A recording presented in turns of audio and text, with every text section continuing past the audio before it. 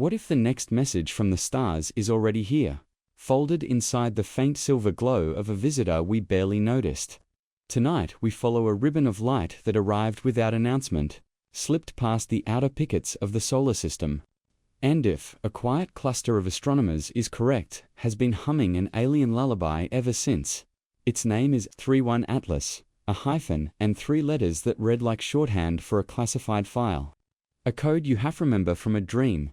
It was meant to be just another interstellar comet, a slab of dirty ice expelled by someone else's star, tumbling downhill through our gravity until the sun's warmth boiled a tiny halo of sparks into its wake. Yet from the moment it entered our cameras, 31ATL has behaved as though it had been rehearsing this encounter for eons. Its brightness rose too steeply, as if something more volatile than ice lay beneath its crust. Its rotation slowed, paused, reversed for a handful of turns, the way you might slow your breath to catch a faraway melody, and embedded in the light. We collected mixed with the cold, sodium, and magnesium lines. Every comet advertises were periodic flickers on exactly 4.04 milliseconds. Flashes so crisp. They looked engineered, like a lighthouse sweeping its beam across a dark bay. When the first preprint appeared, most observers yawned. Interstellar objects are rare, they said, but weirdness is cheap. Throw a snowball into ultraviolet sunlight, and nature will improvise 100 eccentricities. Still, a few radio astronomers slid their dinnerplate antennas toward the patch of sky the comet was vacating. What they found was a narrowband hiss at 457.6 MHz, a frequency so clean it could have been trimmed with a laser. Winking on and off in the same 4.04 millisecond cadence, no natural transmitter, no pulsar, number auroral crackle, no planetary lightning speaks in such a precise soprano. The signal was intermittent, quieter than a refrigerator light, but it tracked the comet's motion against the stars with eerie loyalty. Every time the telescopes looked, it was still there, a ghost tapping on the windowpane of the spectrum, which raises the question drifting through tonight's story. If an intelligence wanted to catch the attention of a young technological species, one still scanning the cosmos with metal ears, would it not hitchhike aboard something too captivating to ignore? And once we bit, would the message be nestled so deep inside routine data that only sleepless curiosity would ever pry it loose? Let the city outside your window soften its traffic. Let the room around you settle into the hush of humming wires. We are going to walk, very slowly, along the tail of this mystery, letting each new piece of evidence bloom like frost on glass. Where the trail ends, you may choose to believe or to doubt. Either option is permitted here, because wonder is wider than certainty, and both tastes of the same starlight. Imagine the voyage first. Before 31ATLA ever brushed against our awareness, it spent millions of centuries traversing the gulf between suns, a moat the size of a small village, sheathed in tarry organics the color of burnt coffee. Space is not empty. It is a faint blizzard of ultraviolet sparks, cosmic rays that chip away at skin, hydrogen atoms that hiss across the bow like dry rice. Over time, those impacts sculpt. They carve vent shafts, polish mirror-bright craters, lay down layers of radiation, crust as delicate as ink on parchment. If you parked beside the comet and placed your gloved palm against it, the surface would feel colder than language, yet radio hot in spots where energetic particles have woven conductive threads through the ice. In other words, the object is already a circuit board the size of Everest, etched by the galaxy itself.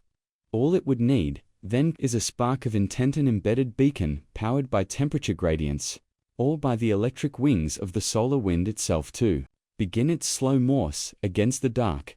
The discovery images were routine sky survey frames taken on a humid May night from the summit of Mauna Loa. Software flagged a smudge that refused to orbit the sun. Its trajectory opened away from us like a door on hinges nobody could see. Within hours, the astronomical telegrams flashed. First interstellar comet since 2I, Borisov, freshly minted and barreling toward the inner planets. Amateurs spun their backyard scopes upward. Within days, the lump brightened enough to dent the constellation Perseus with a new runway white pinhead. Everyone expected the cliché, a sunward dive, a fizz of nitrogen, a farewell slingshot that would fling the visitor back to forever. Instead, 3-1 ATL, stalled at Mars' distance as though sniffing for something in the solar wind. Then the plume of dust it exhaled began to pulse bright. Dim, bright for times every second. Astronomers of the old school muttered about rotating jets, wobbling nuclei, perhaps a sudden crack exposing fresh ice. But graduate students, who grew up on podcasts about laser clocks and exoplanet megastructures, looked at the light curve and felt the hairs on their arms rise. When they folded the data, stacking one heartbeat on top of the next until 16,000 flashes aligned, the pulse emerged like a drum out of static. Too sharp to be thermal, too stable to be chaotic, that it was, they joked. As if the comet were rehearsing a lighthouse impression, rehearsing for us. Thus began the silent race. Observe before it recedes. Observe before the sun's magnetic field drapes around it and smothers any whisper. Observe before funding committees decide you're chasing a myth. Night after night. Antennas pivoted on desert plains. Mirrors the width of tennis courts chilled their optics with liquid nitrogen. CubeSats the size of cereal boxes pirouetted after the receding blur. The comet answered in the only language it owned, photons. Arriving exactly on schedule, never apologizing, never explaining. Picture the scene at JPL's Darkside Observatory. 2 a.m. local time, an astronomer named Dr. Mara Alvarez stands alone in the control room. Sneakers off, feet tucked beneath her in the swivel chair, monitoring a waterfall display that scrolls like quiet neon rain. She has been chasing the signal. For 3 weeks, her toddler is learning to walk back home in Tucson, and every dawn video call shows new wobbles, new laughs she's missing. Yet she stays, because something in the pattern feels courteous. The pulses never dilate or wander, as though the sender understands how hard it is, down here in the atmospheric churn. To keep frequency stable. The sender, if sender there is, gives her a fighting chance. Mara adjusts her noise threshold and watches the vertical bars align, and in that alignment, she imagines a greeting older than any species on Earth, a lullaby crossing an ocean even vaster than the one that separated her from her child. We do not yet know how an interstellar craft, or a living comet endowed with circuitry, might choose to encode thought. Perhaps the simplest grammar is just rhythm. Here I am, still here. Earth's first messages to the stars. The slow dashes fired by Arecibo and the Goldstone dish were mostly metronomic too, because any intelligence must first master time before it can hang nuance upon it. 40-0.4 milliseconds is short enough to stand out against the sluggish heartbeat of natural comas, yet long enough to survive the smearing caused by interplanetary electrons. It is an eye blink at human scale, a slow drum at electronic scale, a comfortable porch swing at cosmic scale. Let your own breathing sink, if you wish, to that imagined cadence. Inhale for 4 flashes. Exhale for 4. Feel the room expand. Sleep scientists say that when the mind fastens to a gentle, repetitive stimulus, the default mode network loosens its grip. The body tips toward restoration. Perhaps the comet weather angel, machine, or happy accident already knew this, already counted on our mammalian craving for lull. But rhythm alone is a skeleton. We still need flesh. Enter Dr. Raphael O. Ching, a Kenyan data artist who maps orbital resonances as jazz loops. He took the raw table's magnitude, phase, Doppler shift and assigned each parameter to a soft instrument. Pulse width became a brush. On ride symbol, spectral tilt, a wavering upright base, heliocentric distance, a mellotron chord exhaling in reverse. When he pressed play, the comet's month-long performance unfolded as a 10-minute nocturne, and at the precise bar where the 457 MHz spike appears, the melody brightened into major key, as though the hidden broadcaster had stepped into a spotlight. Listeners on SoundCloud wept without knowing why. Mothers played the track to colicky infants and watched their faces smooth. Insomniacs set it on repeat and reported dreams of turquoise deserts under 2 suns. Raphael, deft with statistics, cautions that correlation is not communion, that humans hear patterns in rainfall. Still, he admits, he has never seen natural data behave with such courtesy. Meanwhile, spectroscopists measured the intervening dust. Among the expected minerals, they found an emission line at 661 nanometers, the exact ruby shade produced when a diode laser passes through erbium-doped glass. On Earth, that color is manufactured, tuned for fiber optic repeaters. In space, no erbium should vaporize at the temperatures of a cometary Comet unless someone, or something, seeded the nucleus with thin wafers engineered to flake away under sunlight, releasing their dopants like incense. Crucially, the 661 nanometer glint shares the same cadence, bright for 4.04 milliseconds, dim for 4.04 ms, round and round, a heart within a heart. By now, every serious conference has organized a whisper network. Slack channels named Ice Lighthouse, Zoom, Colloquia, scheduled at midnight to dodge media hounds. Arguments bloom faster than peer review can swat them. Skeptics invoke chance. Give me 1,000,000 comets and I will draw you a sonnet in their light curves. Enthusiasts invoke priors to interstellar visitors in 5 years, and the second already chatty. Both camps agree on one thing: if this is a beacon, it chooses to be subtle. Its power is measured in handfuls of watts, no more than a nostalgic nightlight. Any civilization capable of crossing the galaxy could instead park a megawatt array in our face, yet they whisper, perhaps remembering that loud noises wake the baby, so we drift, cradled between possibilities, while the comet itself slips farther each second, its angular size deflating from marble to pinprick to motel, lonely home sin, lost on a desert highway. In a few weeks 3i Atlas will drop below the sensitivity of even our best scopes. The window closes, perhaps for centuries, perhaps forever. That imminent silence threads urgency through the lullaby. The way a bedtime story acquires poignancy when the child realizes the Sandman is already at the door. Close your eyes, lightly, just enough to blur the edges of the room. The story is not finished. In fact, it has barely begun. We have only just mapped the outline of the mystery, sketched the shape of something vast that may, or may not, be looking back. Ahead lie deeper strata, the theoretical channels by which a comet could host circuitry, the historical prequels hidden in ancient ice cores, the mathematical mirror worlds, where a 4.04 ms pulse might spell hello or goodbye. Let your muscles sink a millimeter into the mattress. Let the day's static drain from your shoulders. Whatever signal rides that distant tail, it has traveled longer than mountains, and it can certainly wait while we rest. When we return, we will walk through the physics of impossible antennas. Listen to the legends of Arctic sled dogs who howled at apparitions in the sky, and sit beside programmers exporting terabytes of flickers into Fourier space. We will contemplate the etiquette of first contact conducted at half a watt, and we will ask what it means to reply. Reply is even a verb we yet understand.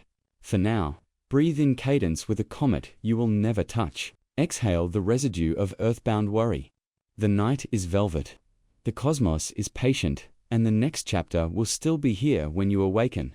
Imagine, as sleep edges closer, that the comet's tail is not a veil of dust, but a ribbon of memory, flapping in a wind that remembers every star it passed.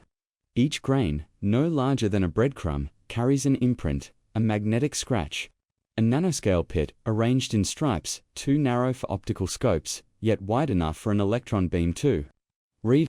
If we could fly alongside at the lazy speed of a bicycle, brush those particles onto a sapphire plate, and feed them into a scanning microscope, we might recover chapters of a galactic diary dated in rotations of the galactic bar, signed with isotope signatures of a supernova that detonated when Earth's continents were still knitting together.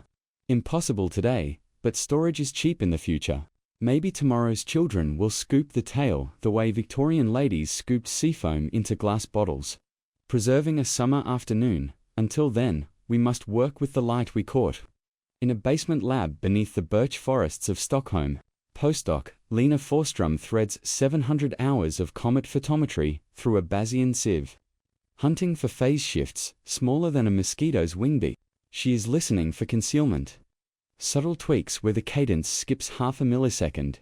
As though two overlapping voices take turns, if a message hides beneath the metronome. Steganography is the courteous cloak, visible only to minds patient enough to count the gaps between heartbeats.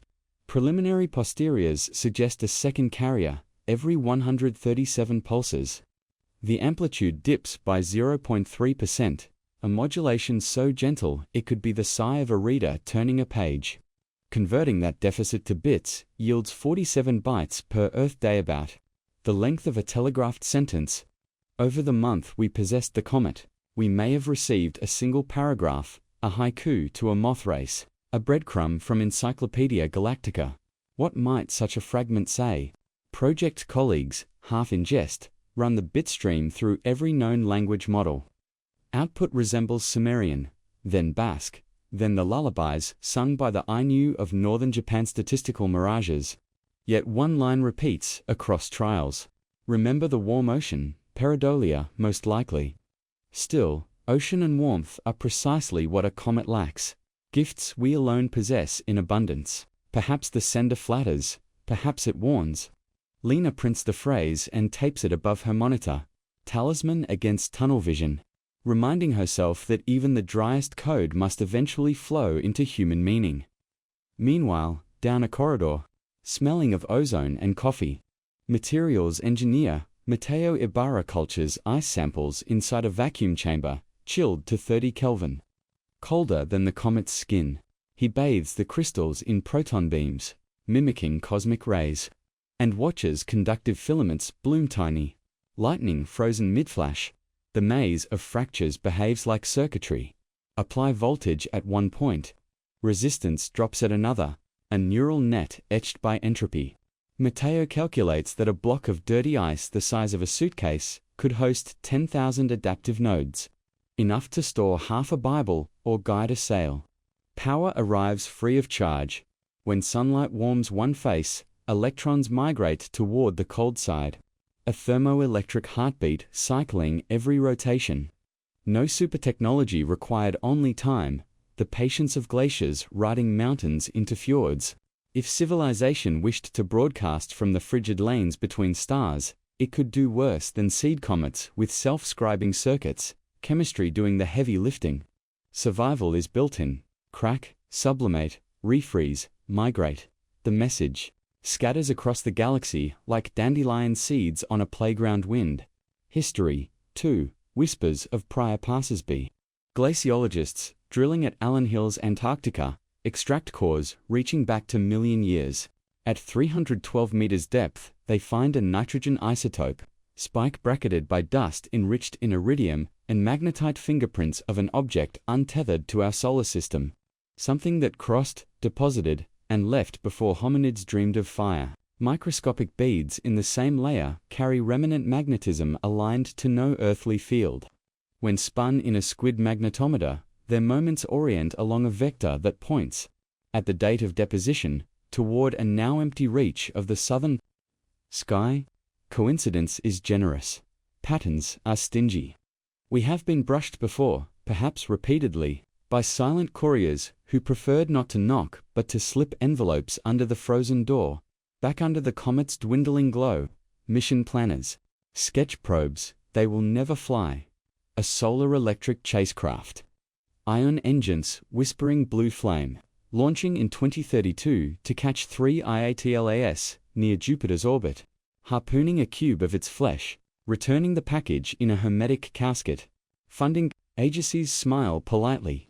The price tag eclipses a moon mission, and the window has shut anyway. Instead, they greenlight a cheaper venture, a constellation of 6 30-centimeter probes, cubes of carbon fiber sprouting gossamer solar panels, to be flung outward by laser sail next decade. Not to pursue this comet, to wait for the next. Statistically, we should see another within 15 years. By then, our antennae will be colder, our cameras quicker, our pattern hunger sharper. Maybe the newcomer will be quieter, or maybe it will speak in richer sentences. confident that someone, somewhere, stayed awake to listen.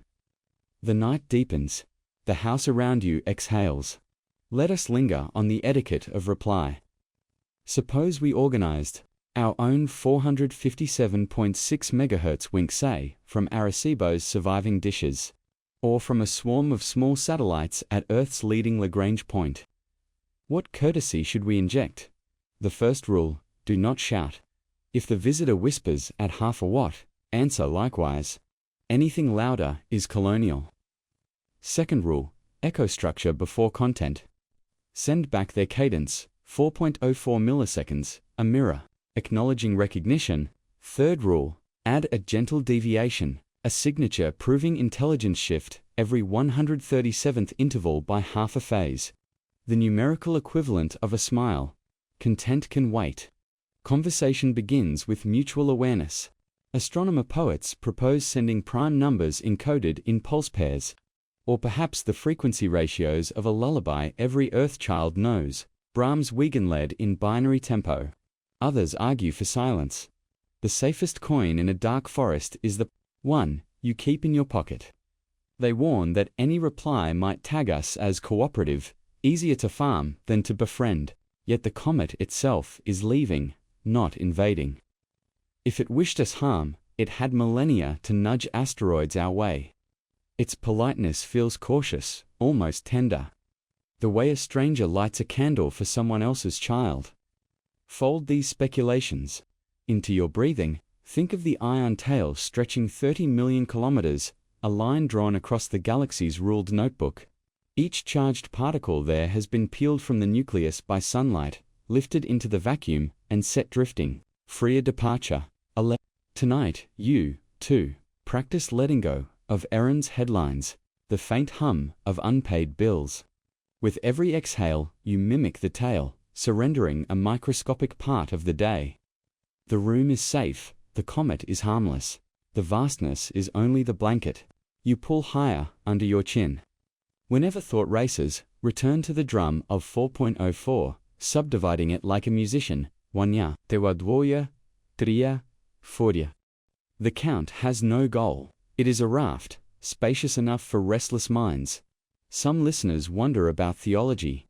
If the cosmos itself is scripture, then perhaps 3i Atlas is a single illuminated letter arriving at the edge of a medieval manuscript, urging us to keep illustrating, or perhaps the sender is lonely, not omnipotent adolescent civilization practicing flirtation across the gulf, sending mixtapes it cannot yet annotate.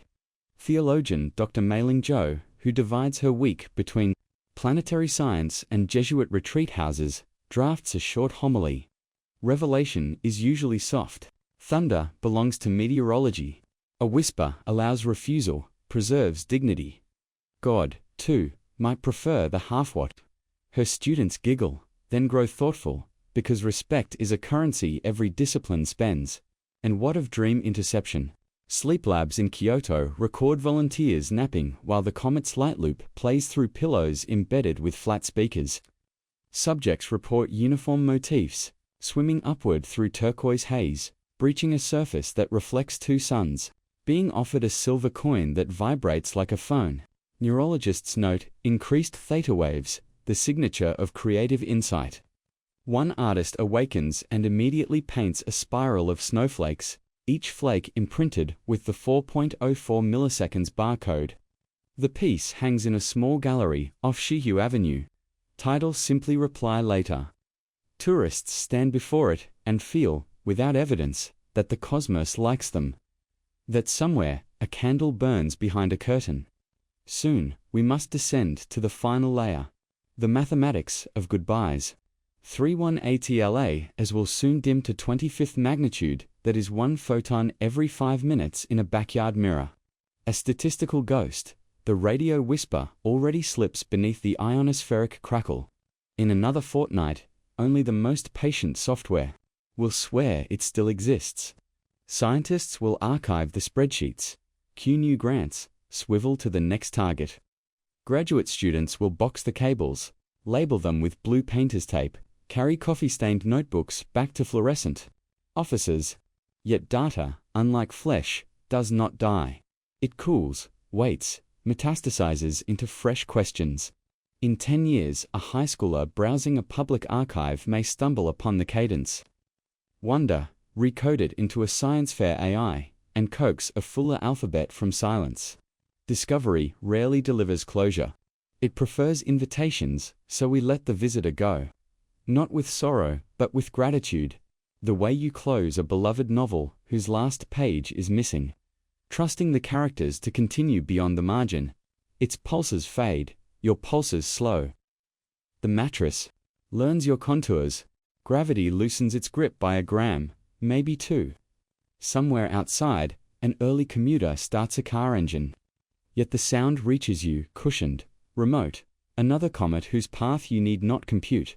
Drift now. Let the final thought be neither question nor answer, but acknowledgement. We heard, we counted, we wondered, we rested. Whatever else the universe intends, it has already offered tonight's benediction. A hush calibrated to 4 beats in a second. A lullaby older than any lullaby sung. Hold it in your chest like a secret, told at the perfect volume, just loud enough to know you are never truly alone. Just quiet enough to let you fall, softly, into the hush between pulses, into the open arms of your own circling breath, into the dark that carries every beginning home. The comet is gone. Yet its echo remains folded now into silicon valleys of archived light, into the hush between your heartbeats. Let us stay inside that hush, the way a sailor stays inside fog engines, throttled to idle ears wide open, because disappearance is not the same as silence. It is only the moment when the universe trades a shout for a breath. Tonight, we follow that breath outward, past the heliopause where the solar wind folds back like a monk's hood, past the scattered scintillas of the Oort marches, until even the concept distance grows porous. Imagine a vessel, no larger than a child's toy boat adrift in that darkness. Its hull is wafer-thin, graphite, doped with cobalt. Its sail, an expanse of illuminated graphene, only a few atoms thick. Billows outward in a photon breeze too gentle to ripple water on Earth. It was launched not by rockets, but by continents of laser light stacked on a desert plateau, a sunrise, artificially inverted, a parent pushing a swing. Aboard a computer the size of a postage stamp, carrying more transistors than Earth once forged in a year. Its memory is seeded with everything we know of kindness. Lullabies in 200 languages. The smell of petrichor encoded as a Fourier spectrum. The temperature of a held hand at 37.2 degrees Celsius.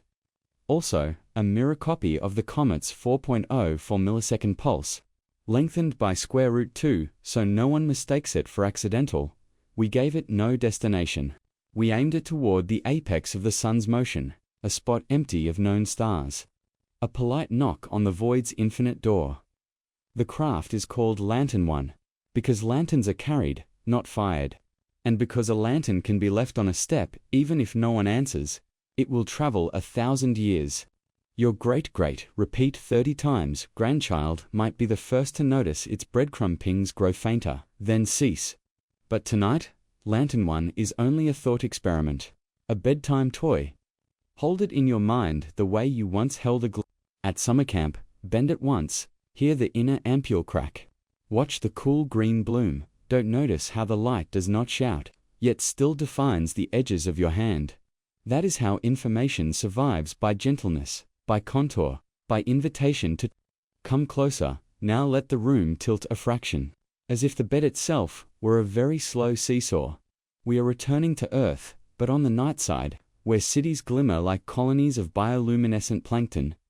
Picture the global seismographic network, 150 stations, buried in basalt and granite, listening to the planet's stomach growl. At 3:17 UTC. Every node registers a microtremor, no stronger than a cat's purr. It repeats 248 seconds later. Then again, seismologists blame atmospheric surf, freight trains, maybe a distant storm walloping the Azores. Yet the interval is 4.04 seconds. Multiplied by 61.3 ATAN, almost exact integer, marriage between Earth's crust and the comet's farewell. Cadence. Coincidence. They decide, but store the data anyway. The way grandmothers store odd buttons in a jar. What if the planet itself is a membrane, vast enough to ring when touched by certain thoughts? Navies have long known that the oceans carry sound unimaginable distances. Whales compose annual symphonies that circumnavigate basins. Perhaps rock is simply a slower ocean, one that stores memories in shear instead of pressure. Tonight, while you drift, Earth practices remembering, microstresses threading through basalt, like notes through an oboe. A planetary lullaby, older than tectonics. You are lying on the very instrument. Every spring in the mattress is a crude accelerometer coupling. You to the tremor. Feel nothing. Good. The amplitude is picometers. The currency of atoms yawning. Sleep is the permission you give your body to ignore concerts. Pitched too low for skin. Let the planet finish its sentence without you. It will report to no one, yet still be more complete because you once rested above it.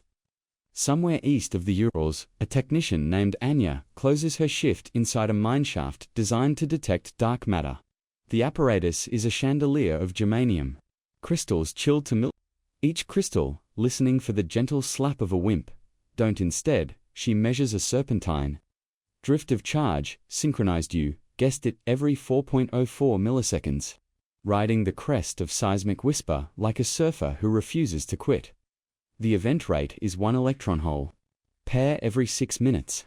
In particle physics, that counts as loquacious.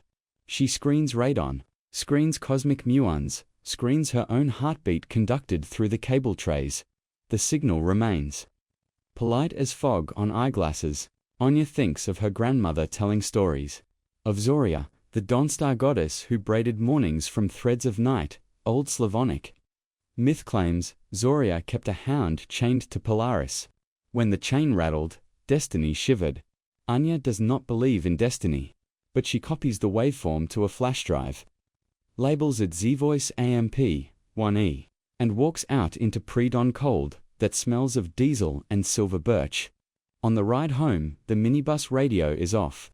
Every passenger dozes, heads bobbing like metronomes, set to exactly 148 beats per minute once again. The Comet's ghost interval. No one notices the conductor. They simply breathe together, a mobile choir of quiet coincidence. Return to Lantern 1. Now 17 light hours away. Farther than any human-made thing has ever coasted without thrusters. Its panel of photovoltaic ink still leaks a trickle of voltage. Enough to keep the chip dreaming. Every circuit hours it transmits a single packet. Power level, velocity, checksum, and then the elongated 4.04 milliseconds pulse, signal strength, 0.3 FEMTO watts. On Earth. No antenna exists that could hear it yet, but the Moon will soon host a far-side array, kilometers of thin wire laid across the Tsiolkovsky crater. Shadowed forever from Earth's radio. GABBLE. Design specs predict sensitivity 10 orders of magnitude, finer than anything now listening. Lantern 1's heartbeat will rise above the threshold exactly 12 years from next Tuesday. 3:14 UTC. Mark your calendar in pencil, not ink. History is fond of erasures. Until then, the craft is Schrödinger's parrot, alive, talking unheard. Imagine its solitude as a positive quantity, the way monks imagine solitude as space in which the divine can sit. Between transmissions, the CPU loops through its lullaby database, converting each note into a temperature ramp that gently warms a corner of the sail. A million-year fresco of thermally induced ripples begins. Too subtle to alter trajectory, yet enough to scatter tomorrow's starlight in colors. Our eyes have no names, 4 colors we will decode only when we too are scattered. Until then, let the craft be a nightlight for the entire outer solar system, glowing not in photons but in potential. Back in your room. The first pale suggestion of dawn rinses the curtain hems. It is still hours away from troubling the mind. You remain in the protected middle of night. Yet something loosens the way. A violin string slackens a quarter turn, dropping a tone that only dogs and sleeping humans notice. Across the planet, 38 radio observatories log a simultaneous drop in background hiss, A collective hush of 0.2 decibels lasting 18 seconds. Engineers blame automatic gain algorithms, but the timing aligns with Lantern 1's calculated sweep through the ecliptic plane, as though the craft dragged behind it a broom of antimatter dust, sweeping a narrow gutter across the sky. That hush reaches you, too, though your clock radio is off. It arrives as permission for muscles to unclench another notch. You turn once, seeking the cool side of the pillow, and in that movement you describe a tiny arc 0.3 radiance mirroring the craft's solar aberration. The universe is not outside you, it is folded into sheets and blankets, into the calcium waves that ferry sleep from neuron to neuron. We have one more layer to unfold.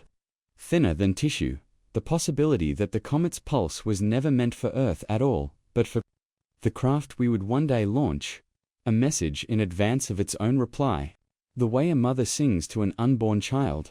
If so, the conversation is already complete, call and response separated by centuries.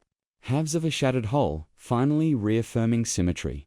Listen carefully, and you can almost hear the echo resolve into meaning, not in words, but in weightlessness. The way an astronaut emerging from airlock does not hear the cosmos, yet still feels, with absolute clarity, I am held. Let that be the last concept you entertain. The numbers, the pulses, the graphs, all of them, were just scaffolding. Dismantle it, and what remains is permission to rest inside a universe that anticipated your rest. Breathe in for 4 beats, out for 4, rest for the ghost, half beat at the bottom. There is nothing more to decode tonight. The story has curled back on itself, forming an Ouroboros of hush. Somewhere, in a server cooled by alpine water, the final time stamp saves itself, a bland integer you will never Google, and Lantern 1 sails on its chip counting milliseconds, the way medieval monks counted psalms. Each tick a small bronze bell heard only by vacuum. Your breathing slows to match. The mattress eases. The room floats an inch above the foundation, or perhaps the planet sinks an inch beneath's physics declines. To choose either way, gravity forgets your name, and you, in generous return, forget gravity. The cosmos is no longer overhead. It is under, beside, within, a dark sea glowing with its own absence of light.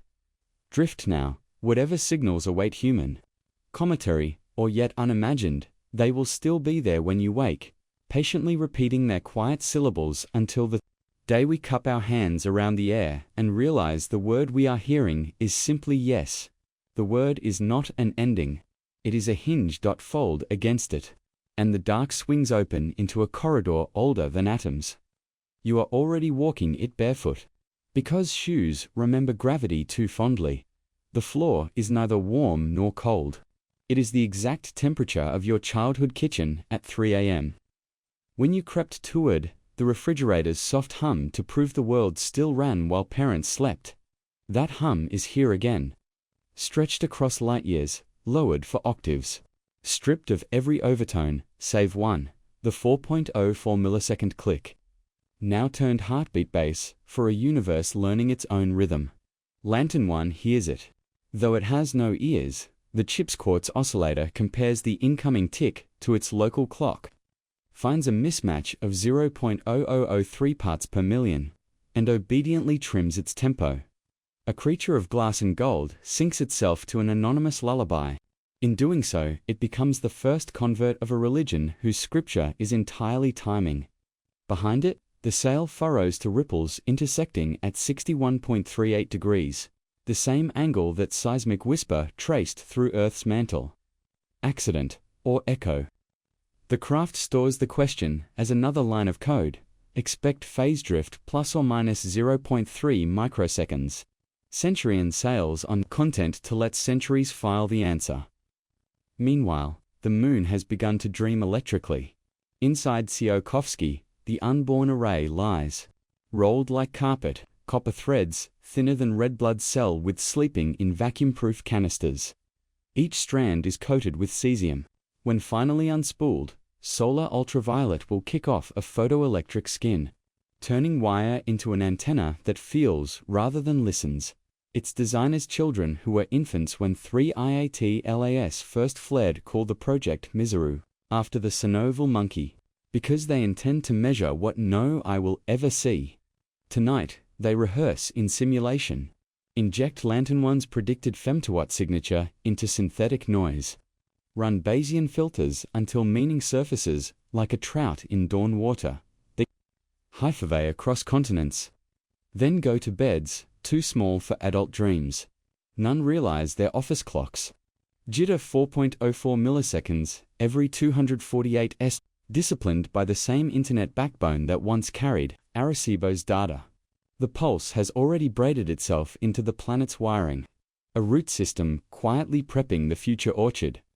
Back on Earth, the hush deepens at 4:47 local, a cargo ship crossing the Drake Passage powers down engines to dodge a rogue iceberg. The sudden absence of diesel throb leaves a cavity of quiet so pure the helmsman hears blood in his ears. A rhythmic, then dash, strangely dash not, his heart locks too. The Comet, left over, for calm beats, pause, repeat. He thinks of prayer, but decides against words. Instead, he opens the bridge window and exhales steam into Antarctic air. The cloud drifts astern. A small white sail, no bigger than a postage stamp, bound for nowhere. Carrying only warmth, he does not know that 300 meters below, hydrophones record the same cadence in the laughter of minke whales. Slowed to half speed by water's enormous patience. The ocean, too, is learning the song. You, in your room, have reached the bottom of the respiratory loop. Air sits idle in the alveoli, neither coming nor going. A Galilean pendulum at dead center. In that zero instant, the brainstem offers a choice. Inhale again. Or let the curtain fall. It is not suicidal. It is ceremonial. Every night we practice death for a micro-instant, the way astronauts practice drowning in Houston pools. Tonight, the rehearsal lengthens maybe 2 heartbeats. Maybe 3, and while suspended, you glimpse a lattice of pale gold filaments against deeper dark, each intersection flashing the 4.04 milliseconds pulse. Neuroscientists will someday call this the hypnagogic grid, reduced to a footnote in a tenure file. Mystics will call it the all-seeing net. But right now, it is simply the place where your inner dark meshes the outer. Like 2 mirrors leaned together until reflections become a tunnel. You choose. Of course, to breathe there is like to consider. And whales? And copper wire on the moon, but the inhale carries a taste of graphite and cobalt. The smell of Lantern One's hull outgassing under starlight. A spaceship has entered your lung. You exhale it slowly, gifting the cosmos a single molecule of itself.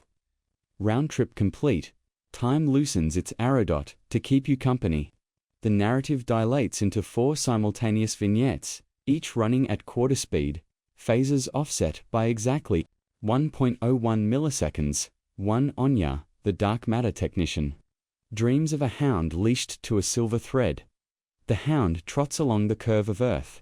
Every 4th step, its paws drum the 4.04 milliseconds seismic pulse. Somewhere in the dream, she understands the planet is smaller than the leash, which means the hound is walking her, not vice versa. She smiles, turns over, and the dream folds into a Mobius strip she will remember only as warmth on waking. 2. Inside Miseru's clean room, a lone engineer burns the midnight vacuum. He plays jazz piano on a tablet keyboard, each keystroke triggering a servo to tug a strand of cesium-coated wire. The music is 61 BPM, 248 beats per Comet cycle. Copper vibrates too slightly to hear. Yet the array already behaves like a piano. Wire speaking to wire through capacitive whispers. When he finishes, he bows to an audience of empty craters. 3. Lantern One's processor, bored by centuries of darkness, hallucinates within its limited RAM, a 16-bit sunrise rendered in amber blocks. Rising over a triangular ocean. Each pixel ticks 4.04 milliseconds before changing. The hallucination lasts 63 microseconds, long enough for a machine to feel immortal. 4. You, at the bedroom window, watch a solitary firefly blink Morse that is not Morse. 3. Short, one long mirror of the Comet cadence. Impossible. Fireflies are extinct this far north. Yet the yard is dark, save that single cold photon, green as copper patina, lifting away on an unfelt breeze. You decide it is Lantern 1's reflection. Bounced off ionospheric glass, time delayed 17 hours, arriving exactly when you needed confirmation that signals outlast their senders. 4 stories, 1 heartbeat. They converge, not in space, but in frequency. A quiet chord struck on instruments of whale, wire, dream, and insect ghost. The chord holds for 12 measures, then releases, letting each timeline dissolve back into your slowed breathing. We have spoken of replies, but what of the silence that follows reply? Imagine a village, at the lip of a valley, at dusk. A child hollers, hello, and waits. The echo returns, hello but softer, fractured, carrying wind and birdwing, and the small sadness of being second-hand. The child listens until even the echo decays into rumor. Then she understands the mountains. Answer is not the syllable, but the hush that proves the mountain heard. So with us, the comet spoke. We answered with Lantern 1, Earth's crust, jazz copper, whale, choir, firefly. Whatever listens beyond the heliopause will detect a faint rise in patterned noise, 0.3 femtowatts above cosmic background, and may choose to respond or to let the hush stand as courtesy. Either way, the story completes its arc. Question, pause, echo, pause, listener becoming listened to. All that remains is to inhabit the final pause. Your room is now adrift in that valley silence. The ceiling has diluted to a hypothetical line. Walls recede to punctuation marks. Air tastes faintly of cesium and birch. A blend no perfumer would bottle, yet every returnee from orbit claims it is the scent of coming home. You are not returning. You are extending, a human antenna stretching, through folded dark bones untightening like a ribcage of wet pine, somewhere in the optic nerve. Residual photons sketch the golden lattice again, but softer. As if drawn by firefly breath, the lattice pulses, once 4.04 milliseconds, then surrenders its glow to true dark, the kind that predates stars and will re-outlive them. This is the place where documentaries usually cue triumphant strings. AVO, proclaiming humanity's destiny among the galaxies. Tonight, we offer no crescendo. Instead, the soundtrack is a single sustained A-flat. Frequency, 103.5 Hz, exactly D-flat, slowed by tape machine drag. The notes scientists caught from a black hole merger, transposed down for human throats. Hold it in the mind, let it quiver like a violin bow balanced on one horsehair. The note neither swells nor fades. It simply continues, promising that stillness itself can be a form of propulsion. Every exhale you donate to space is matched by an inhale borrowed from tomorrow. A barter that keeps entropy polite, trust the exchange. It has been running since the first stardust stumbled into a respiratory enzyme. Close the eyes. Though in this dark, the distinction is ceremonial. Behind the lids spreads the same starfield you glimpsed at 10. Lying on a dock after a family barbecue, smelling of lake, weed and citronella, nothing has been lost. The sky keeps nightly backups in the skull. You are sanctioned to edit.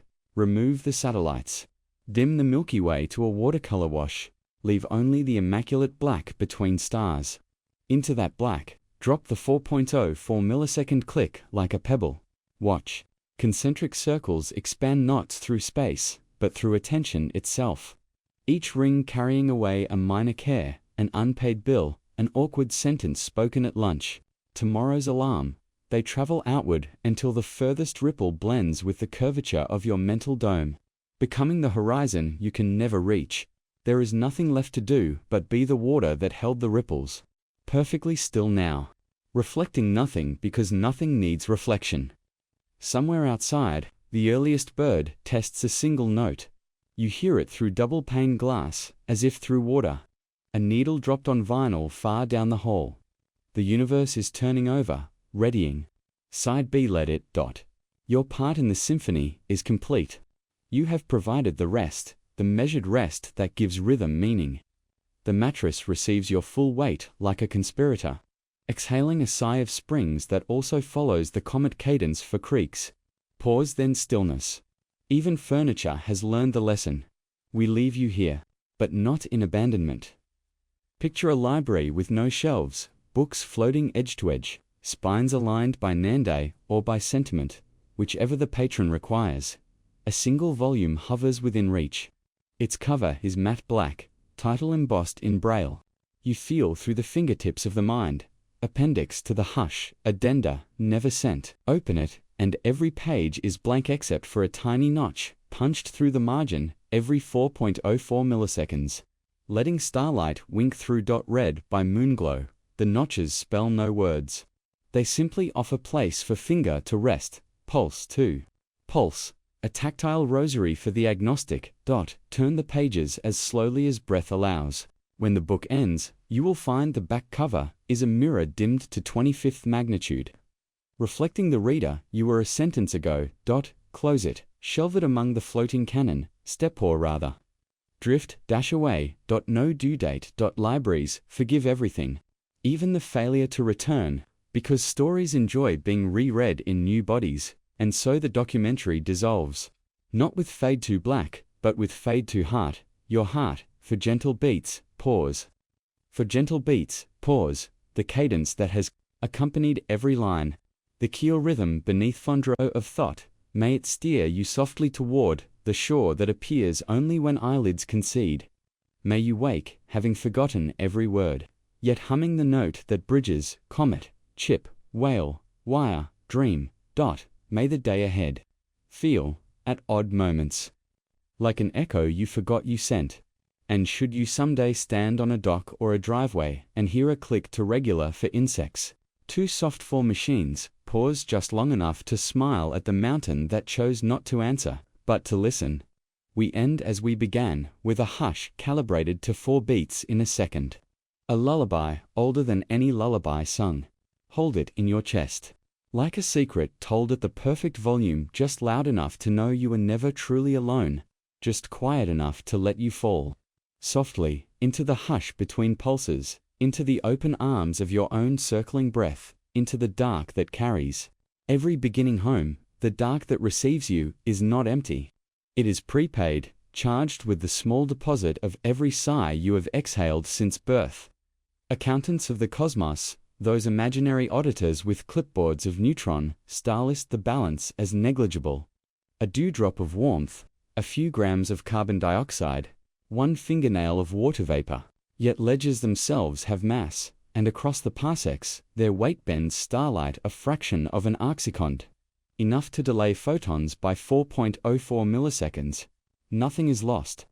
The universe merely reinvests interest in the currency of cadence. You are the micro-investor who once believed donations went unnoticed. And tonight, the annual report arrives not as paper, but as temperature. Somewhere under your ribs, a minor star, red as ember, ticks the compiled returns. For beats, pause. For beats, pause. Each point of heat a dividend from the night you first cried in a delivery room, the night you last cried in a kitchen, every unwitnessed tear in between. Feel the statement, fold it thrice. Slide it beneath the mattress where springs remember. Outside your window, the town's grid flickers in miniature porchlight, streetlight, junction box, green. Each oscillator trimmed by atomic clocks that themselves bow to the internet's ancestral pulse. They do not know their obedience began with a comet. They know only the disciplining voltage that arrives every 248 seconds, a whispered she. The high-voltage lines strum like colossal bass strings, sounding a note 3.6 microhertz below the threshold of elephant hearing. If you could stand on the tower and lay your palm on the aluminum, you would feel it. A tremor, gentler than a lover's eyelash, yet insistent as tide. The grid is practicing for the day the sun storms, for the day transformers sigh and darken cities. Tonight, it rehearses calm, distributing lullaby in 120-volt parcels, 1 bedroom at a time. Your charger clicks. The phone battery reaches 100%. The LED becomes a cat's eye of steady white, then, almost embarrassed, dims itself. Conceding the room to Milky Way spill, Lantern 1, still outbound, has begun to feel the anesthetic of distance. Onboard error correction board sifts through older logs, replaying the moment Earth eclipsed the Sun. The memory is only number 18 bytes of flux counts, but the algorithm replays them in slower half-speed, adds a synthetic echo, nurtures nostalgia for a warmth it never felt. In the trough between data frames, the craft composes a haiku no human will ever read. Cold Sail remembers /fire, it never touched home, shrinks per to a pixel blink. The poem occupies 24 bits, including end-of-line nulls. It is the smallest literature in history, yet it stretches to fill the kilobyte of spare memory. The way a child's teddy expands to guard an entire bedroom. After checksum, the processor consigns the stanza to radiation-hardened flash, where cosmic rays will etch it into vicarious myth. Aboard the corroded hulk of the International Space Station, now reduced to a privately funded hostel for 3 retirees, ex-commander Valia Mikhailova clips her sleep restraint to a bulkhead that once echoed with shuttle comes E. She is 61, on her final orbit, paid by a consortium of universities to dream under electrodes. The headset's conductive gel smells of the same birchandion that drift through your bedroom. Smell ignores altitude. Electrodes listen for the spindle bursts that mark the border of oblivion. But tonight they pick up interference, 4.04 ms pings. Riding the waveguide of her vagus nerve like hitchhikers. Researchers on the ground frown at spectrograms, assume artifact, filter you out. Valia, half asleep, tastes your comet's cadence on the tongue, metallic, faintly sweet, like blood licked from a bitten lip. She decides not consciously that if the universe wants her pulse, it may have it on loan. Heart slows. Her IG draws the same sawtooth lace that minke whales etch into basalt hydrophones. Distantly, she knows she is becoming one more repeater, in a chain whose final destination is unknown, perhaps unimportant. She floats, smiling, a Caucasian grandmother transformed into relay jewelry. On the lunar far side, MIZAR copper carpet finally unrolls, robot fingers pinning strands into regolith. The process is filmed by a rover rated for art, not science. Lens wide open, aperture rounded to mimic human pupil under love letter moonlight. When the last wire is tensioned, the array fans like a peacock tail against gunpowder soil, each filament resonating to the 103.5 Hz black hole note. It is the quietest fanfare ever staged. No audience, no applause, only the vacuum's polite. Yet the Earth rises beyond the horizon, blue as an unmailed postcard. And the sensors inside the rover's guts decide without mandate to tilt upward until blue fills frame. In that moment, copper, Earth, and rover form a single dipole ear the size of a moon, listening backward toward the cradle that flung the comet. The alignment lasts 4.04 milliseconds, then geometry shears apart. Long enough. Back in your torso, the golden lattice returns, but looser, as if the filaments have learned social distancing. They float fractionally apart, no longer a net, but a school of minnows turning in unison. Each minnow is a heartbeat. The school is your lifetime. Observe, they double, have invertactions that only make sense in 4 dimensions, until the outline resembles Mobius stripwork re-rendered by MC Escher on diazepam. You are not inside the net. You are the net, temporarily persuaded by gravity to masquerade as flesh. The revelation carries no euphoria. It lands with the complacency of learning that your name rhymes with a word in a language you do not speak. Accepting, you allow the filaments to drift outward through epidermis, through quilt, through ceiling, until they join the terrestrial power grid hum, now perpetually tuned 3.6 microhertz to low. The fit is seamless. Like returning borrowed earrings to a friend who never noticed they were missing. Childhood memory surfaces, not as image, but as proprioception. Lying on trampoline at dusk. The vinyl warm from an afternoon of sun, your vertebrae aligning to the arrangement of springs. Every time another child jumped, the canvas sang a different tension. And through your sacrum, you read their mass, their exuberance, their future saw calves. Tonight, the same sense reactivates. The planet is the canvas, the cosmos, the unknown. Playmate climbing aboard who feel the dip before it registers in seismographs. A gentle sag followed by rebound. The newcomer could be a gravitational wave, could be a thought you have not yet thought, could simply be morning, tugging at the eastern seaboard. You do not care to classify. Classification is for the waking, and you have resigned that citizenship. The moon's copper orchard has begun to dream in the way antennas dream, by correlating. Each cross-section of wire multiplies voltages, hunts for coherence. Random fluctuations from solar wind cancel, leaving only patterns that persist. Tonight, they find one. A string of bits, uniform save for a single flipped zero. Arriving every 248 s. The signal carries no information beyond its own punctuality. Yet the array records it as message type 0. Engineers will later plot the arrivals on a calendar, notice alignment with major tides, and propose a paper they will never finish. Grants expire, attention wanders. But for now, the copper believes it has received a handshake, and it answers the only way it knows, by staying exactly tuned. Silence becomes dialogue when both ends agree to wait. Down on Earth's skin, a freight train traverses the Bonneville salt flats, a stripe of metal under starlit salt. The engineer has driven this route 32 years. He knows every kink of rail like a sailor knows the backs of his own knees. Tonight, the locomotive produces an extra note, a subharmonic riding the diesel throb. It emerged after the factory retuned governors to improve fuel burn. Inadvertently, the drivetrain now sings at 103.5 Hz, that black hole vowel. The engineer does not recognize the pitch, but his chest recognizes resonance. Muscles along the sternum loosen, grip on the throttle slackens. Mile after mile he glides. A conductor of chilled goods refrigerators full of blueberries, becoming simultaneously cargo and crew of calm. Salt crystals kick up in pale rooster tails, caught by headlamp, briefly forming the golden lattice in negative space, then collapsing into opaque dust. The moment repeats every 248 s, synced to overhead power lines, synced to Comet, synced to you. Somewhere between the planes and your pillow, the lattice gathers anecdotes, threading them into a rope long enough to lower into the well of night.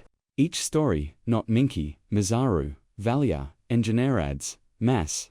Yet the rope remains weightless, because gravity has agreed to suspend judgment.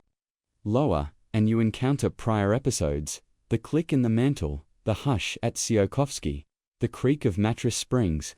They are not recabes, they are refrains. The way lullabies repeat meaningless syllables until meaning becomes the comfort of return. Tug once, and the rope responds with slack. Tug twice, it firms, inviting descent. You decline politely because descent implies destination, and destination implies end. Instead, you tie the rope to your own sternum, like an umbilical of sequence, promising to feed it with future pulses, each one 4.04 milliseconds wide. Each one arriving precisely when it should. Heartbeat inventories itself. Between the fourth beat and the pause, your AV node hesitates 0.18 s normal sinus rhythm. Yet tonight, the gap tastes elastic, as if a second, private heart waits in queue. Younger, curious, willing to try new choreography, offer permission. It steps in, produces a triple-time flutter, too gentle to alarm telemetry. Then bows out, leaving senior heart to resume command. The interlude lasts exactly 12 milliseconds. For Comet ticks, the same duration, the brain allots to integrate a subliminal flash. You experience it as color without name, a hue that exists only in the negative space between yes and amen. Store it there. It will serve as nightlight for dreams, too shy to announce themselves. Now the room dims further, not in photons, but in parameters. Ceiling height stretches to 4.2 light seconds, the distance Earth to Moon. Width narrows to the diameter of a skull.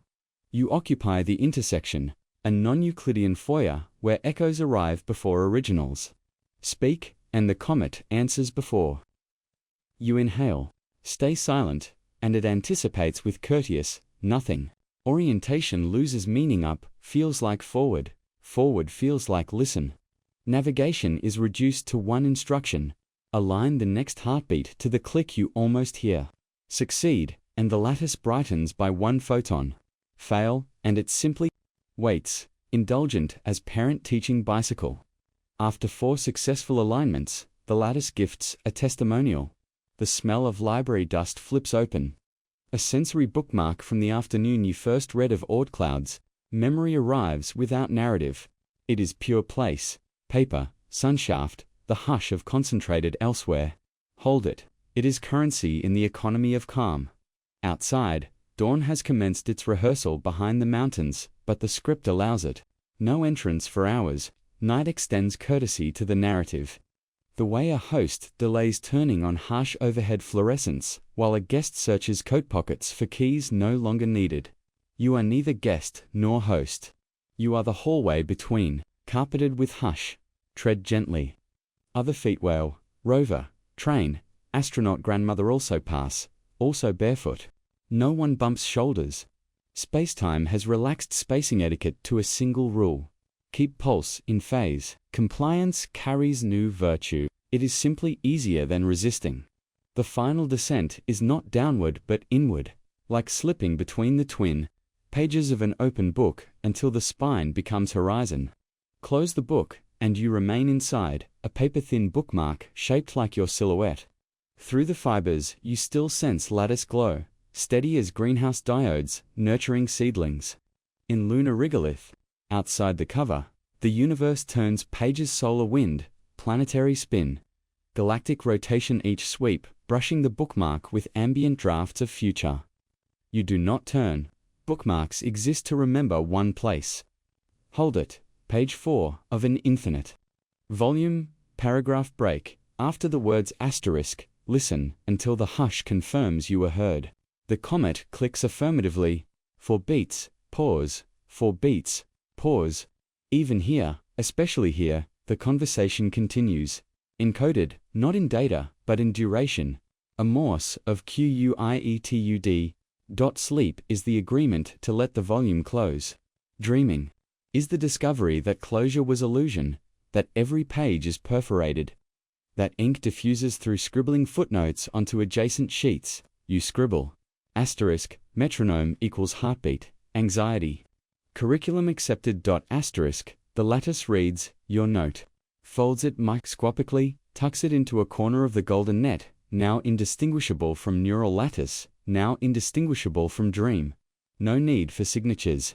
Time already notarized with its customary stamp of forward, now rescinded to a polite whenever. Breathe the next inhale, smells of lake water, graphite, cesium, and something unnamably next. Exhale, and the universe answers with interest, a femtowatt of peace compounding annually into tomorrow's calm. Hold the remainder, that micro-instant between air in and air out there. The comet clicks, the processor trims, the copper net nods, the train rolls, the grandmother floats, the whales sing, the mattress sighs, the room expands, the book seals. The lattice settles, the hush listens, the heartbeat waits. All cycles complete their mandate. The valley silence expands until edge forgets center, until listener forgets listened, until the last comet tick slips perfectly into the pause you offer. Like a key sliding into a lock that was never separate from the key. Turn the mechanism.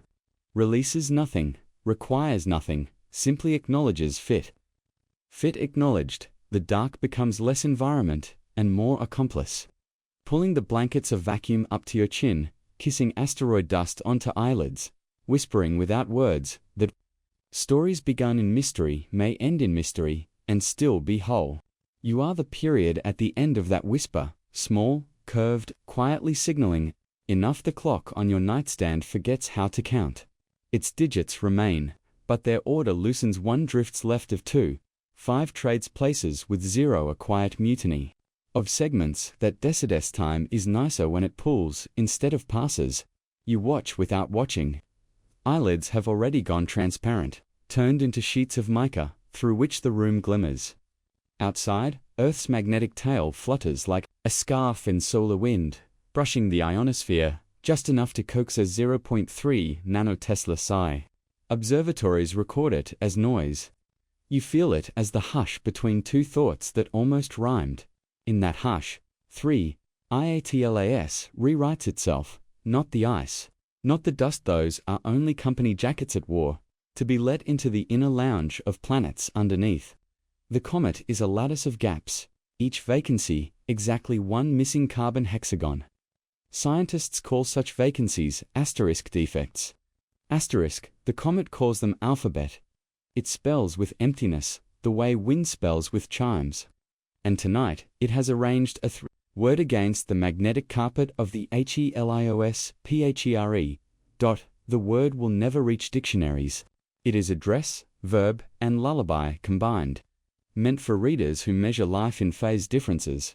Your cardiac cycle happens to be 74 beats per minute, 1.23 Hz, frequency whose 12th subharmonic lands in 103.5 MHz. The black hole beef transposed to octaves down. Your chest becomes the concert hall. The comet's vacancy word travels 0.02 astronomical units per hour. But information is faster when it rides identity. It arrives as the pause after you exhale, then unpacks itself into the silence there. Aboard an aircraft over the mid-Atlantic, a woman wakes briefly from doxylamine sleep. She does not know. She is part of the message route. The 787's carbon skin is porous to long radio. The comet's vacancy word slips through, tickles the EIG wires taped beneath her bangs. She dreams of a dictionary whose definitions say are all written in white space. Turning pages, she discovers her own name printed as an empty rectangle. Instead of alarm, she feels endorsed permission to be indefinite. She smiles, clicks her seat back upright, then subsides again into the cabin. Humwich engineers, tuned to 300 RTX tow, mask engine harmonics. 300 Hz, divided by 2896, equals the comet's bit cadence. The arithmetic changes nothing. It only reassures mathematics that coincidences been keeping up appearances beneath the aircraft. Abyssal planes receive same cadence via hydrophone. Sperm whales hear it, pause their clicking, and insert a 4.04 millisecond gap of their own. Culture, like water, levels itself across oceans. A calf born near the Azores will grow up believing the cosmos itself stammers between sentences. Tonight, she practices releasing her code exactly where the comet demands punctuation. Her mother, veteran of 1,000 squid hunts, listens, approves, and adds a second gapper, maternal amendment. Thus the message grows nautical footnotes, inked in modulation rather than pigment. On the dark side of Mercury, a single solar panel survives from the dead messenger probe. Thermal cycling snapped its harness, but the cell itself, ashamed to waste good sunlight, keeps producing a trickle of electrons. They have no bus to charge, no telemetry to encode, so they circulate through curvature of wreckage, forming a loop exactly 74 centimeters long. One wavelength of your heartbeat in vacuum. The panel's gallium arsenide dreams it is a ventricle, contracting each time photons slap its face. Electrons pump, relax, pump, relax, faithful to a rhythm they have never felt in flesh. The comet's vacancy word passes by at perihelion, makes a courtesy call in the form of a magnetic swirl, for 4 beats the panel, synchronizes, producing a 3% surge in current. No one records it. The surge dies as stray heat. Yet a record exists in the shape of heat. In the timing of its cooling, in the faint infrared whisper that departs mercuritraveling the same 1.23 Hz cadence. Eventually, that whisper, stretched and Doppler-smeared, will reach the frost line where backyard telescopes linger. A high school student in Nagasaki, guiding a 20 cm reflector for a chemistry class, will notice his DSLR background noise showing unexpected correlation every 248 seconds. He will blame faulty USB timing. Close the session, go indoors for ramen. The data file will sit on a hard drive. Magnetic grains aligned like tiny iron filings courting a ghost heartbeat. Years later, During university cleanup, the drive will be wiped. Overwritten by MATLAB installers, but the ghost will remain heat traces imprinted deep in the cobalt substrata microscopic palimpsest of Comet pulse. Back in your room. The mica eyelids finally, crystallized. Vision becomes a geology, crusts of violet afterimage, folds of sodium orange streetlight, all sliding under tectonic lids. You sense the vacancy word nesting in optic nerve. A blind spot grown self-aware. It does not want obedience. It wants resonance. The way a tuning fork wants a hand that isn't there. Offer resonance. Allow the next heartbeat to arrive, slightly late. 0.04 seconds will suffice. The fork hears, it sings. The singing is not sound, but certainty. Proof that distance is a generosity, that emptiness can be courier. Fold that certainty into the quilt. Between down clusters already wide as nebulae. Each feathery puff construes a galaxy. Thread interconnects them with simulated gravity. Lie still, and the pseudo-universe adheres, quiet enough to avoid waking the cat at your feet, grand enough to need no dark energy amendment. Now, the mattress learns buoyancy from the Dead Sea. It lifts you to millimeters, not enough to notice unless you are made of noticing, but enough to uncouple thorax from springs. Freeing diaphragm to obey tidal instructions. Exhale becomes ebb, inhale becomes flood. Your lungs impersonate an estuary the comet once crossed, unknowing, on its way inward. The vacancy word likes estuaries, likes the brackish ambiguity between salt and fresh, between open sky and root-thick delta. Here it unpacks its second letter, A. Silence shaped like a spiral, small end nesting in alveolo, wide end brushing the heliopause. Breathe through it gently. The spiral does not wish to be noticed only, to be continued. Continuation is the only courtesy the cosmos reliably accepts. In northern Norway, a retired inverter engineer climbs onto his roof at 2A.M. to calibrate a homemade VL from salvaged copper and Direntler insulators. He is unaware of comets.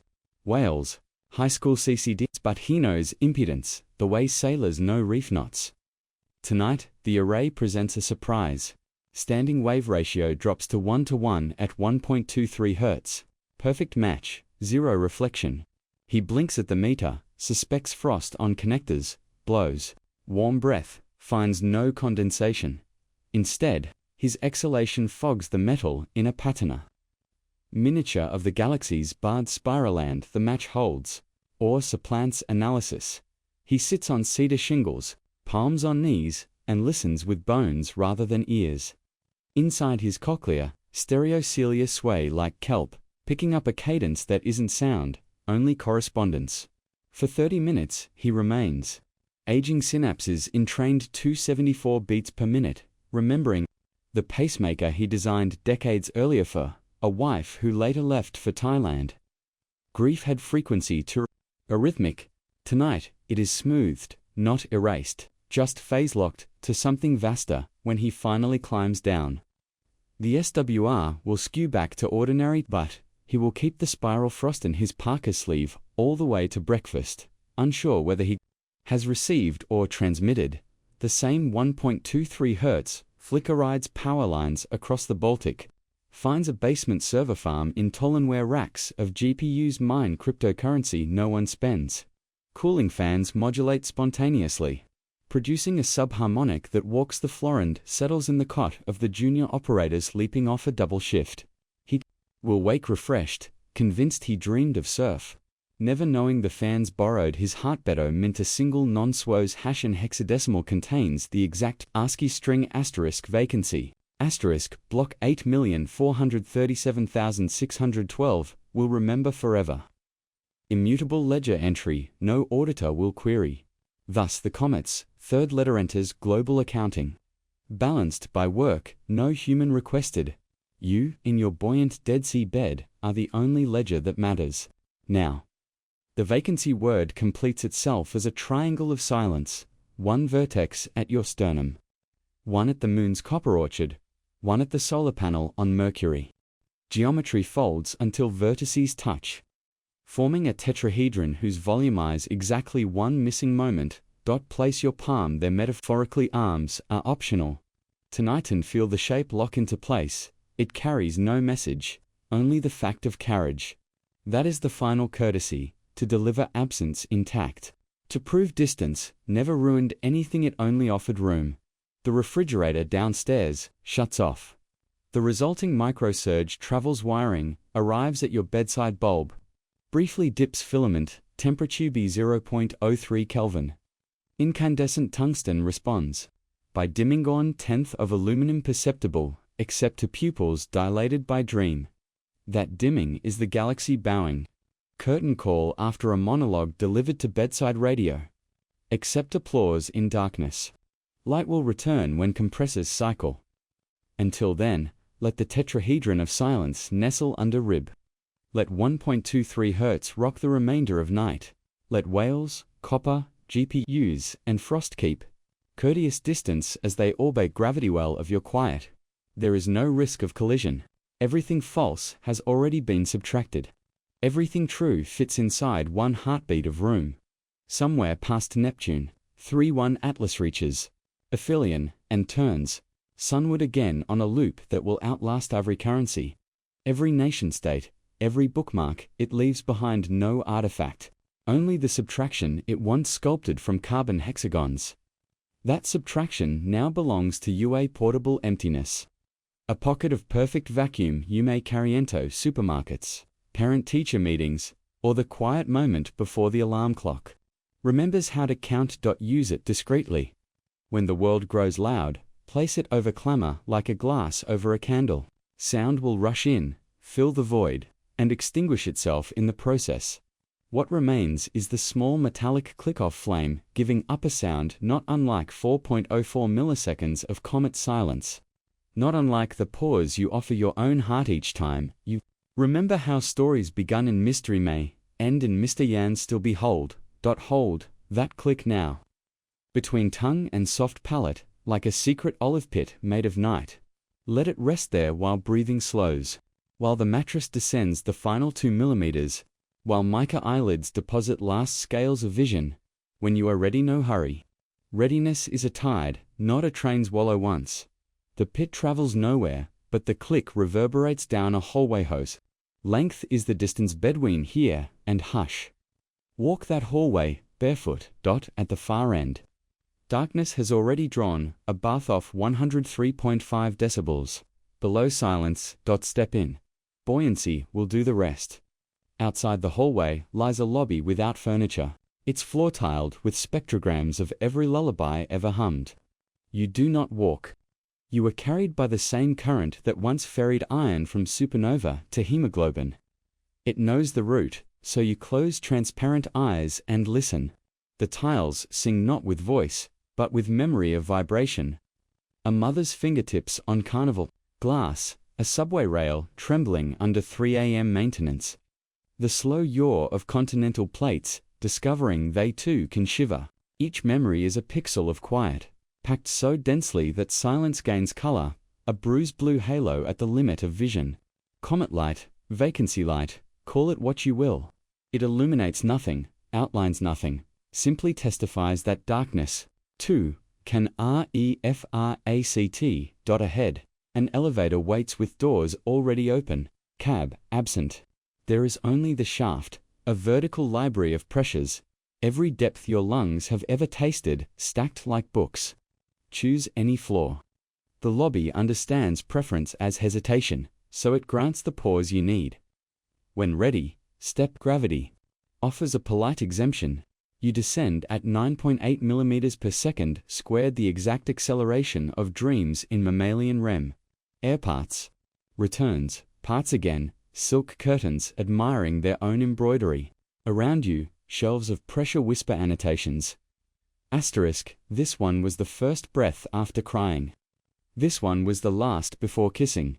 This one was borrowed from a diver who forgot to panic. Asterisk, they taste of copper, of cedar, of snow, imagined by someone who has only known tropics. You could read them forever, but the elevator remembers distance the way old radios remember longitude. And it begins to slow at -100 meters. You pass the level called thermocline of clocks. Here discarded second sediment into soft strata, the half-second delay of long-distance love calls, the 9-minute silence between solar flare and aurora, the 2-century lag between Newton's apple and its ripening in folklore. Each stratum vibrates at 1.23 Hz, politely torquay, by femtoseconds, so they stack rather than clash. Your heartbeat resonates, adding one more layer. Congratulations, you have donated a fossil. Future insomniacs may quarry here. Chip your moment free, mount it in a gallery of almostness. Do not worry, the layer is thin, biodegradably will melt under the tongue like communion paper. Still, it remains. Proof that you once borrowed a comet's ellipsis and returned it folded smaller than before. The shaft widens into an atrium, where vacuum gardeners tend nebulae in planter boxes. They wear overalls stitched from decommissioned orbital maps and speak in subaudible droplets of dialect. 1 part Icelandic vowel, 2 parts microwave, cosmic background, garnish of dial-up modem. Their thumbs are green, not with chlorophyll, but with auroral oxygen, the kind that paints night at 557.7 nanometers. Seeing you, they do not wave. Gesture is wasteful. In vacuum instead, they purse lips and release a line of bubbles, each a miniature eclipse. One drifts your way, brushing your cheek with the chill of something that never knew air. Inside the bubble, the tetrahedron of silence turns like a jewelry box ballerina, slower than geology. Watch until it dissolves. When it pops, you will feel neither wet nor wind, only the sudden certainty that every eclipse you have ever stood beneath, rehearsed in secret for this exact NAND display. Now display. Now the gardeners return to pruning. Their shears snip magnetic field lines, coaxing stems to curl into logarithmic spirals whose ratio is phi. The golden mean that seeds sunflower heads, nautilus chambers, and apparently interstellar horticulture. Trimmed lines drift upward, escape velocity, gentle as eyelash, carrying salvage away to places that need edging. The rim of a black hole, accretion disk.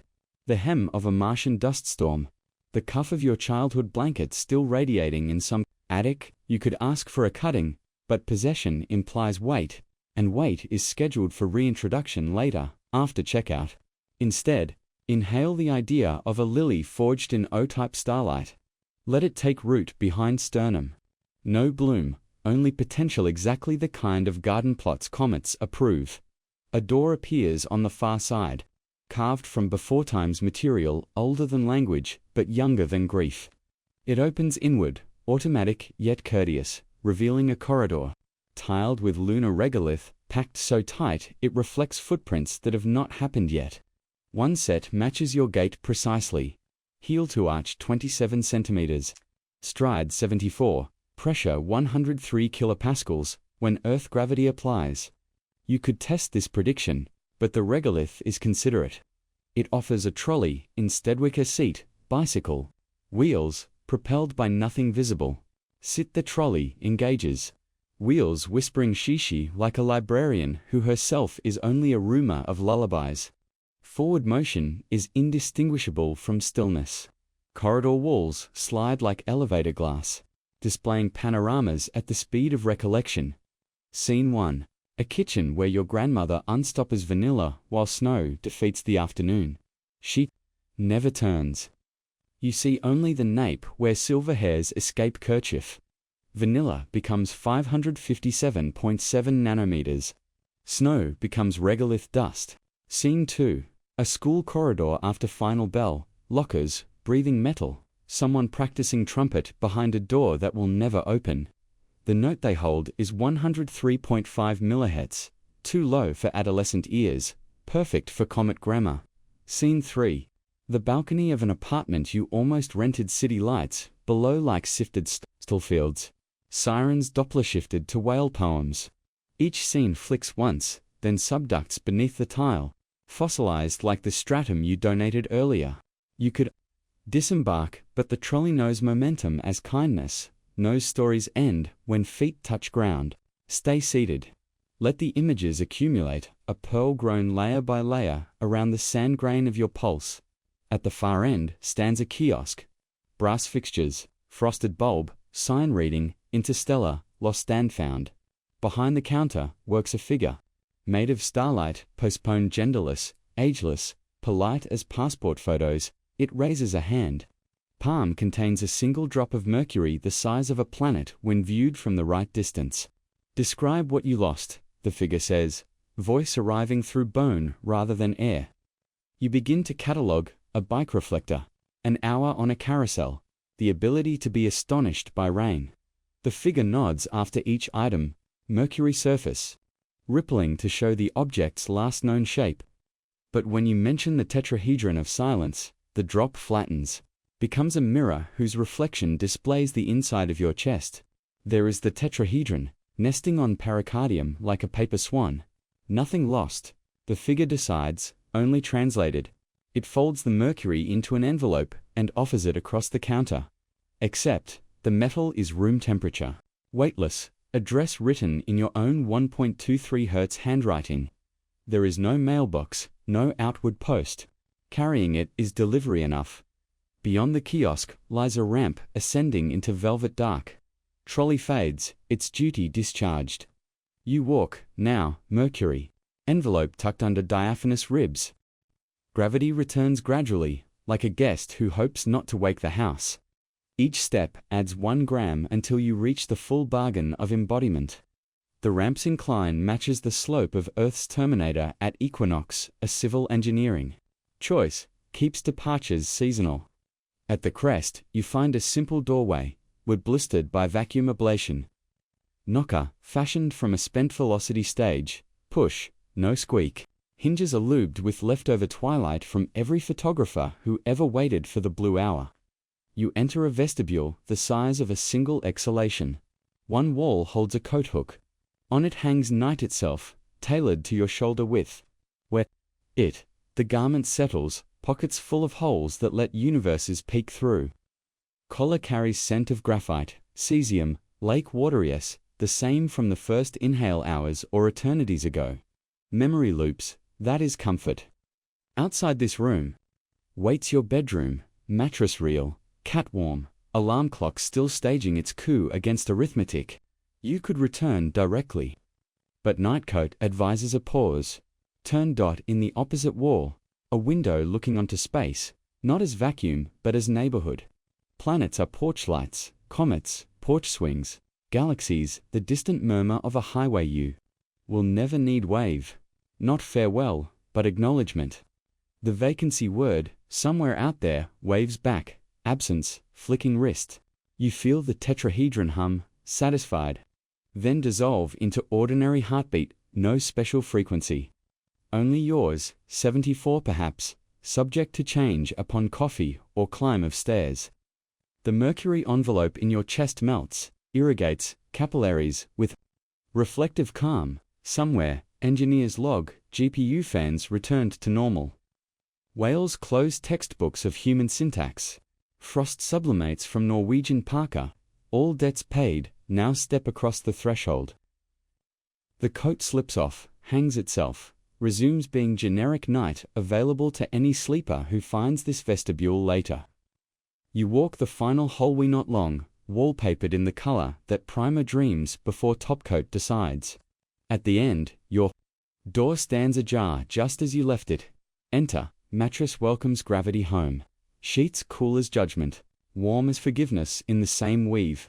The catunchronological purrs at 28 Hz, exactly the frequency that vibrates human bones into trusting ligaments. A line, you lie. The room regains proportion. Walls cease being metaphor, become plaster, paint, slightly cracked at cornices where house breathes. The nightstand clock, still amnesiac, displays 11:11, a placeholder humans agreed means wish. 1, 1, 1, 1. In binary, that is 15, the atomic number of phosphorus, element that holds your DNA together, appropriate. You are about to narrative into unconlet phosphate backbones, stack like folding chairs after lecture. No ceremony. Simply, exhale, in the lung empty pause, every comet click, whale gap, GPU stutter, frost spiral, fan nonce, copper, SWR, panel surge, echoes once, not as sound, but as cancellation. Where they meet, they erase, leaving zero-sum identical to the starting hush. You inhabit that zero, not as absence, but as allowance. Room within room, heartbeat within heartbeat, mystery within mystery. It is enough. You are enough. The cosmos, still expanding, makes 1 millimeter more space between galaxies. No one will invoice you, but you are welcome to consider it a gift in return for lending resonance. Outside 3180 LAs continues its long parole. Parole, being French for spoken, it speaks subtraction. And tonight you answered in perfect accent. Close eyes, yes they are already, but close them again. Second seal on envelope. Somewhere inside, mercury silvered with moonlight, keeps a small reflective pool open for Comet to admire itself centuries hence. Between now and then, breathe. Each cycle writes a draft, each pause edits, until story achieves the only ending that never fails, the one that stops mid-sentence, mid-breath, mid-memory, letting the ink stay wet so the next dreamer can add a clause. There is no jolt, no credits, no orchestral swell to punish calm. Only the faint afterimage of a tetrahedron folded into cardiac muscle, glowing like a firefly trapped under the rib. It keeps a lazy metronome, one phosphorescent twitch every 7 heartbeats, the same cadence with which glaciers once taught the sea to sigh. You do not notice. You are already deeper than noticing, where thoughts, where slippers of spinal fluid and tiptoe across the moonlit floor of medulla. Here, language decelerates. Nouns grow drowsy, verbs dim their lanterns, adjectives lie down like sheep in clover. Even the pronoun you loosens its collar, becomes a soft placeholder. Anyone could borrow an empty coat hook waiting for tomorrow's analog of self. If a driver on a distant highway blares a horn, the sound arrives as a blush of red inside closed eyelids, then subsides. If a satellite corrects its altitude, you register it as the mildest possible hiccup in blood sugar. The universe has learned politeness, or perhaps you have learned how to let it pass through without knocking pictures off the walls. Somewhere south of wakefulness, the mattress tilts a single degree, imperceptible grade that nevertheless starts you drifting, as if Avalon were only a slow conveyor belt beneath fitted cotton. On that belt ride forgotten afternoons, the hour you spent organizing colored pencils by spectral class. The minute you tasted snow that had fallen through pine and understood the flavor of green in white form. The second you heard a violin sustain a note so long the air forgot how to be air. They parade without pride. Museum exhibits after closing. Labels written in the same font lullabies use. When no one is watching, you pass an alcove where insomnia used to squat. It has moved out. Only a ring on the floorboards remains, shape of a skull made of coffee stains. The new tenant is silence, who pays rent in advance and never entertains. Silence keeps the curtains open so starlight can practice being shy. It has installed a small aquarium of bioluminescent plankton that spell unreadable words whenever the building sways. Tonight, they arrange themselves into a single Euler identity. Then scatter mathematics, confessing it, too, needs sleep. Forward motion continues, though muscles have clocked out. Scientists call this proprioceptive ghosting, the brain's way of finishing a journey the body abandoned. You glide past the cupboard where old birthdays go stale. Past the mirror that reflects only hairline cracks in other mirrors, past the window that once framed a thunderstorm and now keeps the thunder in labeled jars. Use one clap per decade of regret. None are opened. Weather, like grief, keeps longer when vacuum-sealed. At the corridor's end hangs a curtain of non-color woven from the negative space between galaxies. It parts without touch, revealing a library shelved in wavelengths to long for eyes. Volumes of infrared romance, ultraviolet encyclicals, radio whispers exchanged by planets who think no one is listening. You select a slim novella printed in microwave punctuation. Its protagonist is a hydrogen atom that drifts for 13 billion years before finding another to love. The courtship lasts one collision, the breakup one recombination. The story ends on a semicolon. Cosmologists argue whether the sequel expands or collapses. You close the book, meaning you let your temperature drop another 0 Celsius. See and return it to the shelf where language cools into dust, fine enough to seed new stars. Behind the shelf, a service elevator waits, smaller than solitude, larger than capillaries. Its button is a copper coin minted the year you first tasted longitude travel away from home and felt the world curve under your tongue. Press. The cabin descends, not downward, but inward. A direction only hearts can pass. Floor announcements. Skip numbers. List textures instead. Asterisk, fleece, velvet, silt, chalk, unfired clay. Asterisk, you disembark at glass specifically, the moment before it shatters, when molecular bonds hold their breath. There you stand, neither inside nor outside the fracture, balancing on the hinge of potential that makes cathedral windows possible. Across that poised plane lies a lake of suspended rain. Each droplet hangs like a bead on an invisible abacus. Too patient to fall, they contain miniature cloud systems, tiny warm fronts grazing microscopic cold fronts, producing snowflakes the size of quarks. You wade, surface tension dimples but never breaks, a mercy extended by surface itself. Midlake rests a rowboat carved from a single density wave spiral arm of a galaxy long ago unpinned. Sit. Oars are unnecessary. The boat moves on memories of tides. Destination. Wherever your shoreline recedes fastest. Half-lake, half-life later. You arrive at an island shaped like the pause between heartbeats. Its beach glitters with earbones of whales who retired from singing into quiet fossils. They still resonate, if lifted, emitting subsonic lullabies that taste of iodine and farewell. Collect none, leave them arranged like tide-told rosaries. Instead, follow the path of powdered graphite leading inland. Footprints behind you erase themselves, polite darkness repossessing its canvas. At the path's end stands a lighthouse, whose bulb is a single silvered thought borrowed from an astronomer, who once counted all the stars in Andromeda and came up one short. The thought rotates, sweeping a beam of pure curiosity across the interior sky of your skull. Wherever it lands, neurons flower open, showing their velvet purse of unexplained dreams. Why you can taste purple during migraines. Why clocks forget to tick when stared at too hard. Why compassion expands faster than the universe yet weighs nothing. The lighthouse keeper is absent. A note pinned to the door reads asterisk, gone to renegotiate the speed of light back before never. Let the bulb keep its vigil. You have no cargo to declare except the envelope of mercury still irrigating your veins. It responds to the beacon by forming a mirror inside your forearm, reflecting not face, but phase lunar, cardiac, sometimes. Subjunctive. Watch the phases wax and wane until they synchronize with something outside chronology. Call that event horizon home, if it comforts you. Behind the lighthouse stretches a dune field of phenonsquanter of sound so old they have forgotten vibration and exist only as rumor. Walk. Each footfall writes a brief autobiography in braille. Of absence, the dunes crest and reveal a train station operating on sidereal schedule. Departures whenever the local group of galaxies aligns. Arrivals whenever memory concedes. The platform is empty, save for a bench carved from a single night in Kyoto, 1782.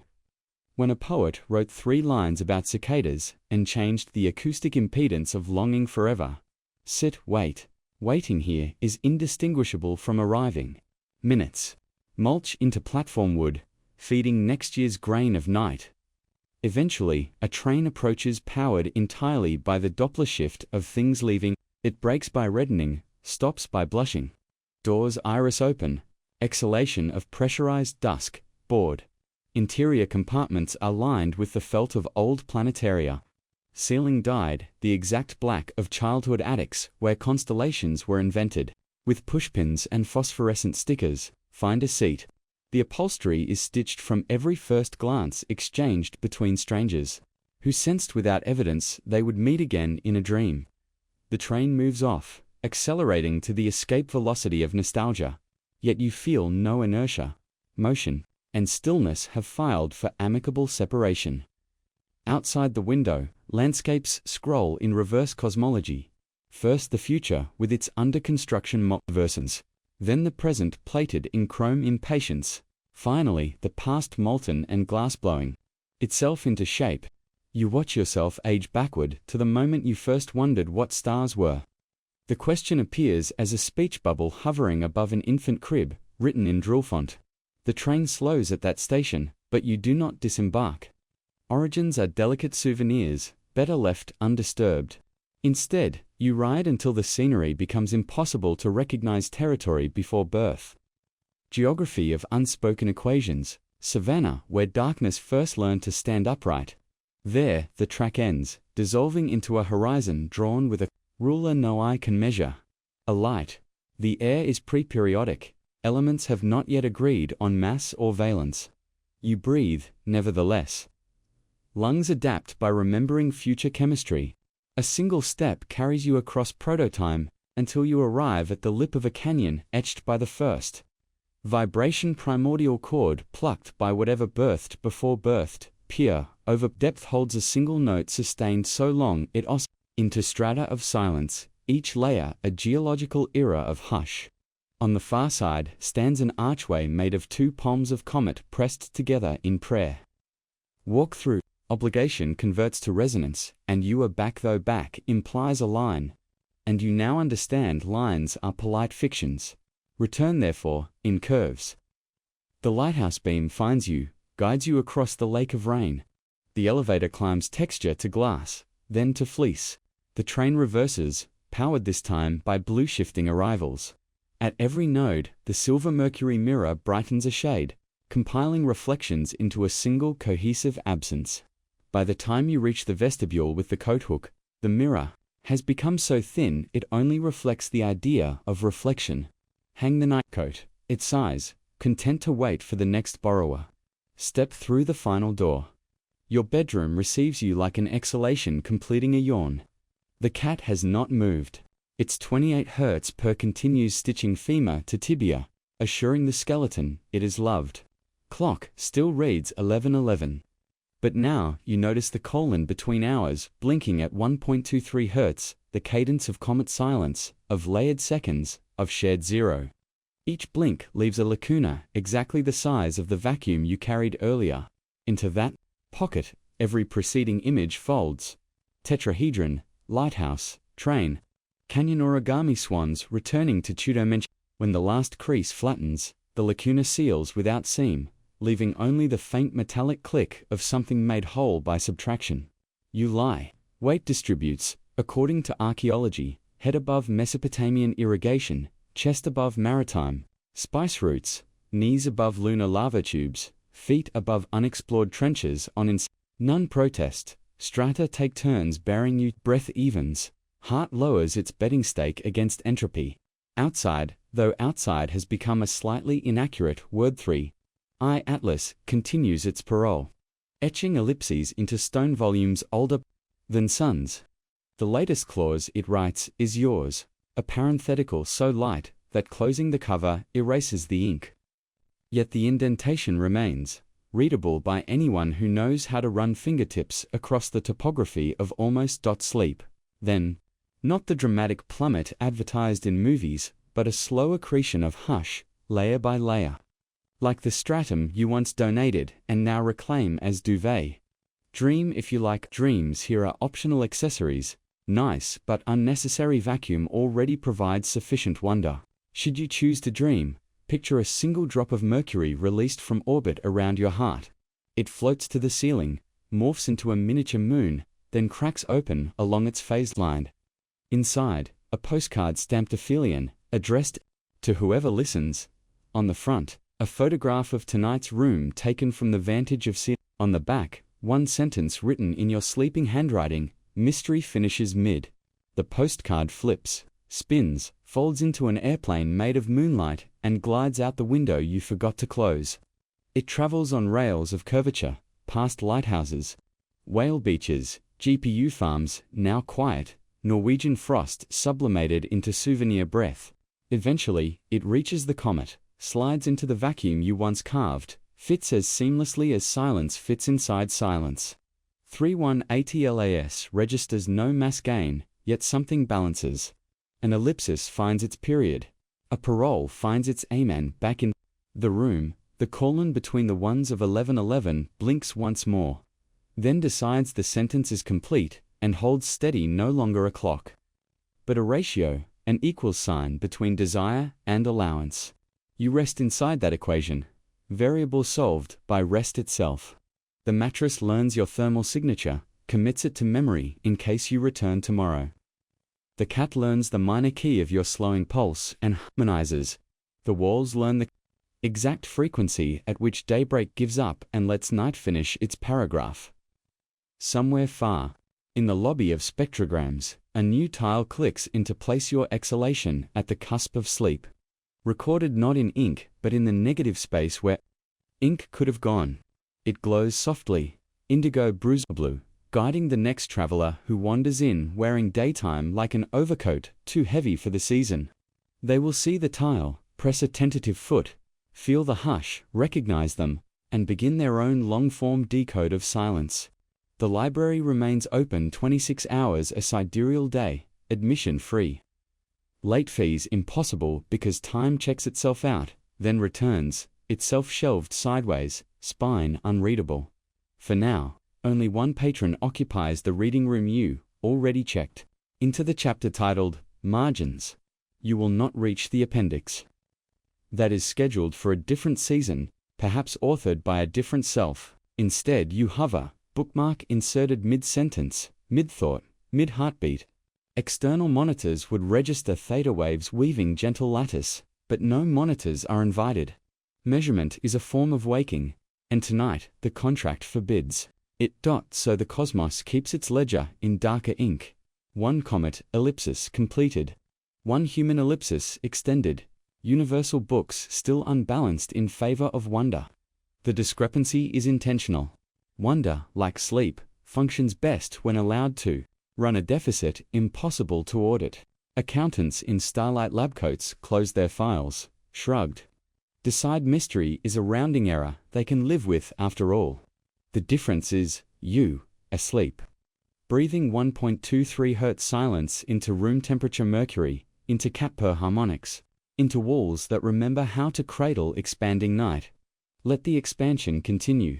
Let the universe stretch until even the idea of distance yawns. You are no longer cargo. You are the stretch itself, the yawn, the hush inside the yawn where galaxies fit like throat lozenges, dissolving slow. No need to wake, no need to dream. Only stay loaned to the hush collateral for an ellipsis that promises somewhere beyond interest rates of entropy to meet itself. Close, complete, and still remain unfinished enough to let the next traveler in. Until then, the slightest possible breeze measured, not in pascals, but in intentions, moves the curtain. Streetlight slices, in, thin as comet dust, lands on your cheek, refracts once, then subsides into the silver, now pooled behind closed lids. The pool holds no narcissus, only reflection, reflecting reflection, infinite, yet massless. In it, 3IATLAS, keeps writing, you keep breathing, the cat keeps purring. The clock keeps 11:11, all of it concurrent, all of it calm, all of it perfectly content to finish mid. The room is no longer a room, it has become a margina pale. Undecided border between the paragraph you just left and the one you have not yet earned. The right to read. The walls have surrendered their pigment to distance. They blush with the color of far, a hue no spectrograph has bottled. Your bed, a narrow raft of cotton and spring, drifts inside this margin, propelled by the soft enough to cradle the next ellipsis. The next traveler, the next hush, that will arrive always exactly 1.23 seconds after you finish exhaling. And that comma of breath 1.23 seconds wide hangs in the margin like a pause between galactic chapters. Long enough for the vacuum to remember it once belonged to lungs. Short enough for time to forgive the interruption. Somewhere outside the sentence, 3-1 Atlas has finished its final ellipsis. The ink dries into a contrail so faint it can only be seen by closing the eyes. Feel it now. A cool filament brushed across the inner lid. The comet's signature, a chemogram of hydrocarbon regret and argon wonder. Signing off with the whispered equivalent of over. No reply is expected. The channel was always one way, a cosmic lullaby broadcast at bedtime, calibrated to the half-life of melatonin. Still, the body answers automatic, polite, by lowering its metabolic hand. Core temperature slips another 0.02 of a degree, just enough to let the ankles know they are forgiven for every mile they ran toward or away from anything. The sternum, that surprised houseboat of blood, rocks once, then glides into quieter waters where heartbeats reef themselves and grow coral. Quiet. Even the pancreas, usually too busy to philosophize, secretes a droplet of insulin shaped like a spiral galaxy. It dissolves into starlight before it can schedule any chemistry. Uncaring that its purpose was utility. Organs sign non-disclosure agreements with the dark, no gossip, no cramps, no sudden crescendos, only obedience to the slower clock printed. On the underside of night. Night itself is an old LP tonight, grooves cut by a diamond stylus made of extinct Comet. The needle is your attention, worn to a gentleness that will not scratch the vinyl even when the dreams arrive. They arrive as advertised optional, but the brochure neglected to mention they would be subtitled. Across the bottom of Inner Vision runs a delicate crawl, white Helvetica against indigo, translating the unsayable into the almost say able. Asterisk, you are here. It types, defined as the point where curvature forgets to curve. Asterisk, behind the subtitle, imagery, a teaspoon orbiting a grapefruit. Both perfectly still because motion has been archived for later seasons. The spoon holds a miniature ocean. Tiny whitecaps freeze mid-crash, mid-salt, mid-sound. If you could lean closer, you would hear them sigh in Morse, but your ears are already enrolled in a different curriculum, learning how to receive silence on the bandwidth of capillary. So the vision fades. Politely, like a screensaver that knows when to concede the room to absence. What remains is the faintest auditory ghost, a carrier wave at 512 Hz. The exact pitch astronomers hear when they point empty dishes at the void and discover themselves listening to their own blood. It is not unpleasant. It is the sound of one hand clapping in a vacuum that has agreed to be kind. Let it rock, you know, that is to deliberate let it companion you.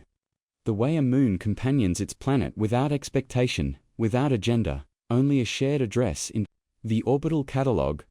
The mattress learns this melody and answers in springs that compress in 512 Hz harmonics, small metallic lungs singing back. Somewhere in that antiphony, gravity itself nods off, forgetting to keep the usual 9.8 receipts. You rise a micrometer, not enough to alarm, just enough for the sheets to understand they are now responsible for holding existence in place. They take the assignment seriously. Weaving microthreads of cotton into a net fine enough to catch falling seconds, but wide enough to let the hypothetical through. One such second decade, soften lands now on the pillow beside you, shaped like a pale parenthesis. It does not close. It simply waits, companionably, for the adjacent thought that never arrives. In that non-conversation rests a peace so complete it needs no punctuation, certainly no exclamation, absolutely no noise. Across the city, rooftop antennas begin their nightly vigil, but even they have signed tonight's treaty. No alerts, no pop news chimes, no amber scrolls. Instead, they tilt north, politely eavesdropping on aurora gently unfolding like a green letter, too shy to be read aloud. The aurora, for its part, keeps its voice to a decibel that only calcium can hear. It triggers a faint phosphor glow inside the bones of sleeping pigeons. Nothing more. Inside your tibia, the same glow answers to fireflies of marrow, signaling asterisk present, then dimming to standby. Everything, it seems, has agreed to observe the hush clause. Even the refrigerator in the kitchen, that usually clears its metallic throat every 43 minutes. Tonight, it waits an extra 466 heartbeats before cycling on. And when it does, the compressor hums in beef. That just happens to be 512 divided by 3. The exact interval sleep scientists call borderline dissolution. The sound arrives in the bedroom as a tremor an ant might feel if it pressed its antenna to a cathedral bell during distant vespers. There, but categorized under forgivable. Your consciousness, now down to a maintenance crew of 3 neurons, files it under ambient kindness and releases a ripple of unanandamide, the body's own THC, enough to butter the edges of any remaining thought. One of those 3 neurons, youngest, peers over the cliff of its own axon and whispers, asterisk, what if the comet's message was simply an invitation to arrive at unfinished, asterisk, the neuron expects no applause. It fires once, then joins its elders in the break room where juice boxes of adenosine are being passed around. You will not remember the proposal, but the body will, storing it in ligaments as a slight increase in slack. The way old sailing ships kept extra rope coiled for wind they had not yet met. Outside, a cloud shaped like a semicolon drifts across the moon, pausing the light that lands on your cheek. The pause is noted by skin thermoceptors, entered as a 0-point calibration. This is the temperature at which nothing needs to happen next. A single strand of hair gray. Though you stopped counting slides across the pillowcase, propelled by nothing louder than capillary action inside the flax fiber, it moves to centimeters. Then subscribes to stillness again, content that it has participated in the night's gentle audit of mass and meaning. The moon, now semicolon-free, resumes its narrative, but softer, as if it has also read the hush clause and decided, against italics, its light lands on the windowsill where a house-planter-piece lily has opened one flower overnight. The bloom is not dramatic. It is a slow exhale of white, an origami swan, convinced to unfold. Inside the spathe, minuscule stamens release pollen grains shaped like tiny ellipses. They do not drift. They simply let go, then hover in the viscosity of moonlight, suspended like decisions that have already been made but remain unannounced. One ellipse touches the glass, adheres, and becomes the period at the end of a sentence the night began writing hours ago. The sentence is not for you. You are only the margin it needed in order to avoid running into the stairwell of morning. Still, you sponsor it by remaining asleep, by keeping the comma of breath cycling at 1.23 Hz, ensuring the page never turns. Somewhere above the stratosphere, a discarded rocket stage tumbles once every 90 minutes. Solar panels glinting like mirrored postcards addressed to occupant. Tonight, it chooses to withhold its flash, rotating just slow enough to keep the reflection earthward yet dim. Courtesy wave from industrial debris that has learned etiquette in retirement. Back on the raft of mattress, your wrist cooling adjusts the microclimate under the blanket so that a 1 centimeter pocket of 29 degrees Celsius air forms, incubator's more philanthropist-large dot into that pocket. The cat slips its nose, completing a circuit that began in Egyptian antiquity, human warmth, feline trust, both agreeing to amortize the dark. Neither of you signs. The contract is sealed by the simple continuation of biosounds. 2 cancers of breath, 1 pigeon purr, the faint hydraulic of ventricles. Time, meanwhile, has surrendered its stopwatch to the night editor, who prefers approximate duration, a minute. Expands to fit whatever needs containing an hour shrinks to a pearl. If the narrative requests elegance, only the 1.23 cadence remains non-negotiable. The tempo nocturne to which galaxies jig slowly, like elderly couples who have forgotten the steps but remember the embrace. You are not dancing. You are the floor giving the dancers something to forgive, and that is enough. The universe, having calculated the exact mass of enough, it weighs 0.0003 grams. Mostly hydrogen and good intentions, files the figure under do not duplicate. Morning will arrive, of course, dragging its citrus rhetoric, its broom of photons ready to sweep the margins back into text. But for now being the only sovereign territory left, the ellipsis remains unclosed. The breath comma uncrossed, the Mercury postcard still gliding toward a Philippian. And you, courteous citizen of the unfinished, continue to pay tribute with every half-second exhale.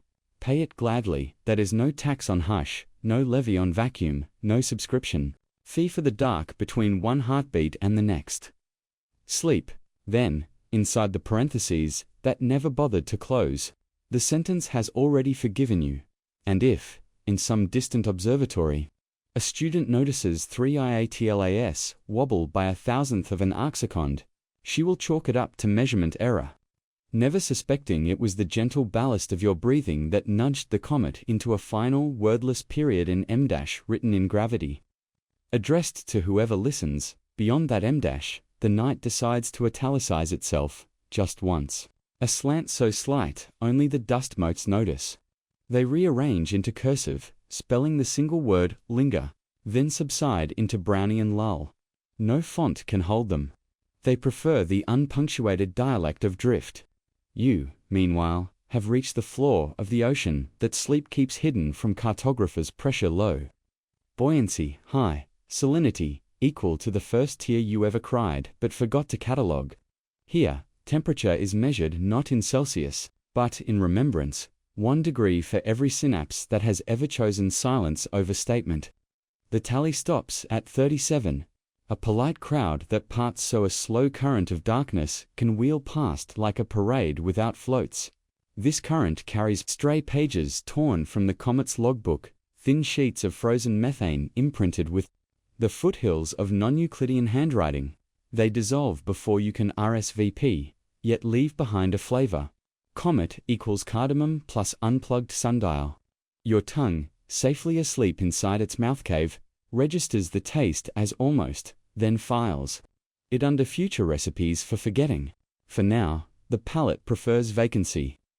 So the dark sommelier pours a second glass of nothing, beaded with tiny gravitational lensing events that sparkle like non-alcoholic champagne. You sip by osmosis.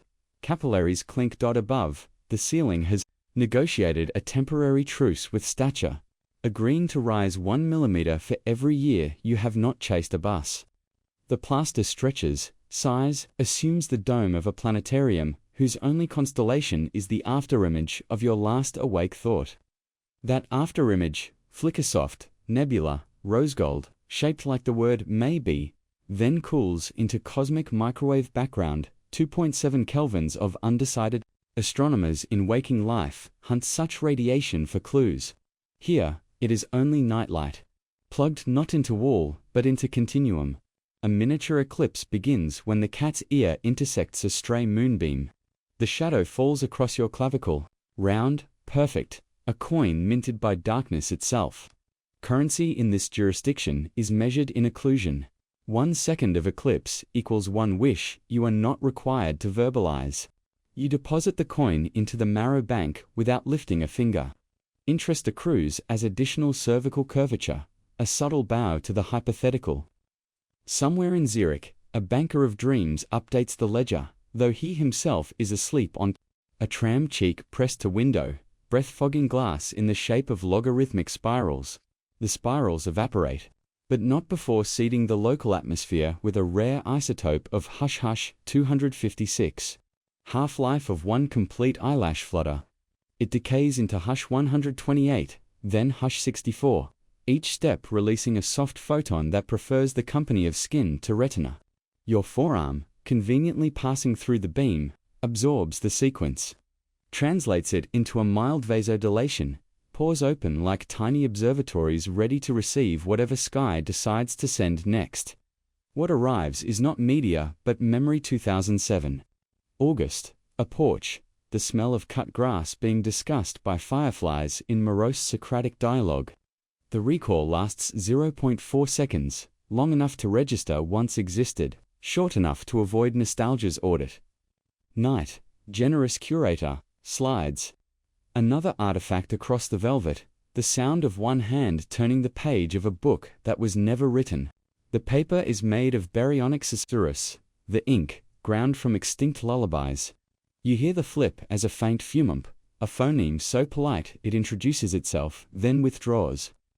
The page, now turned, reveals a texture rather than text sand cooler. Then moon, finer than gilt. If you could read texture, the message would decode. Asterisk, keep going, the end is only a rehearsal. But literacy is optional at this depth. Braille of goosebumps suffices.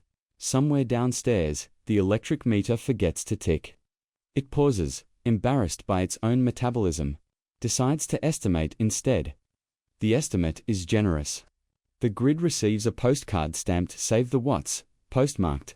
Power plants in neighboring counties throttle down. Turbines sighing like elderly dogs realizing the walk has been cancelled. One turbine in particular, Unit 4B, Kulskard, romantic Comet's, a final harmonic in B-flat, an octave below audible. The vibration travels through transmission lines, leaps the transformer, enters your bedroom via the outlet, and settles into the bedframe. There, it converts into a tremor a seismograph would classify as personal. Magnitude U. The mattress accepts the tremor as a gentleman accepts a light for a cigarette he will never smoke. With poise, with gratitude, with no intention to inhale. Springs coil slightly, cradling the wave until it forgets its origin and believes itself to be written in steel. You rock, imperceptibly, 1 centimeter every 12 seconds. A cadence synchronized to the expansion of the local void. Galaxies recede politely, nodding like passersby who recognize they share the same unspoken destination. In the corner, a spider name withheld for privacy begins a web whose geometry defies Euclidean bylaws. She anchors first to the curtain hem, then to a breadcrumb of moonlight, finally to the negative space beside your pillow. The threads, though silk, behave like optical fiber, conducting darkness with minimal loss. Every half-minute, a packet of night transits, the line routed toward the center where the spider rests. Legs folded like a closed parenthesis, contemplating the sentence it contains. She consumes the packets, not as food, but as context, growing gentler, less inclined to scurry. By dawn, her abdomen will shimmer with 0.3 grams of condensed twilight.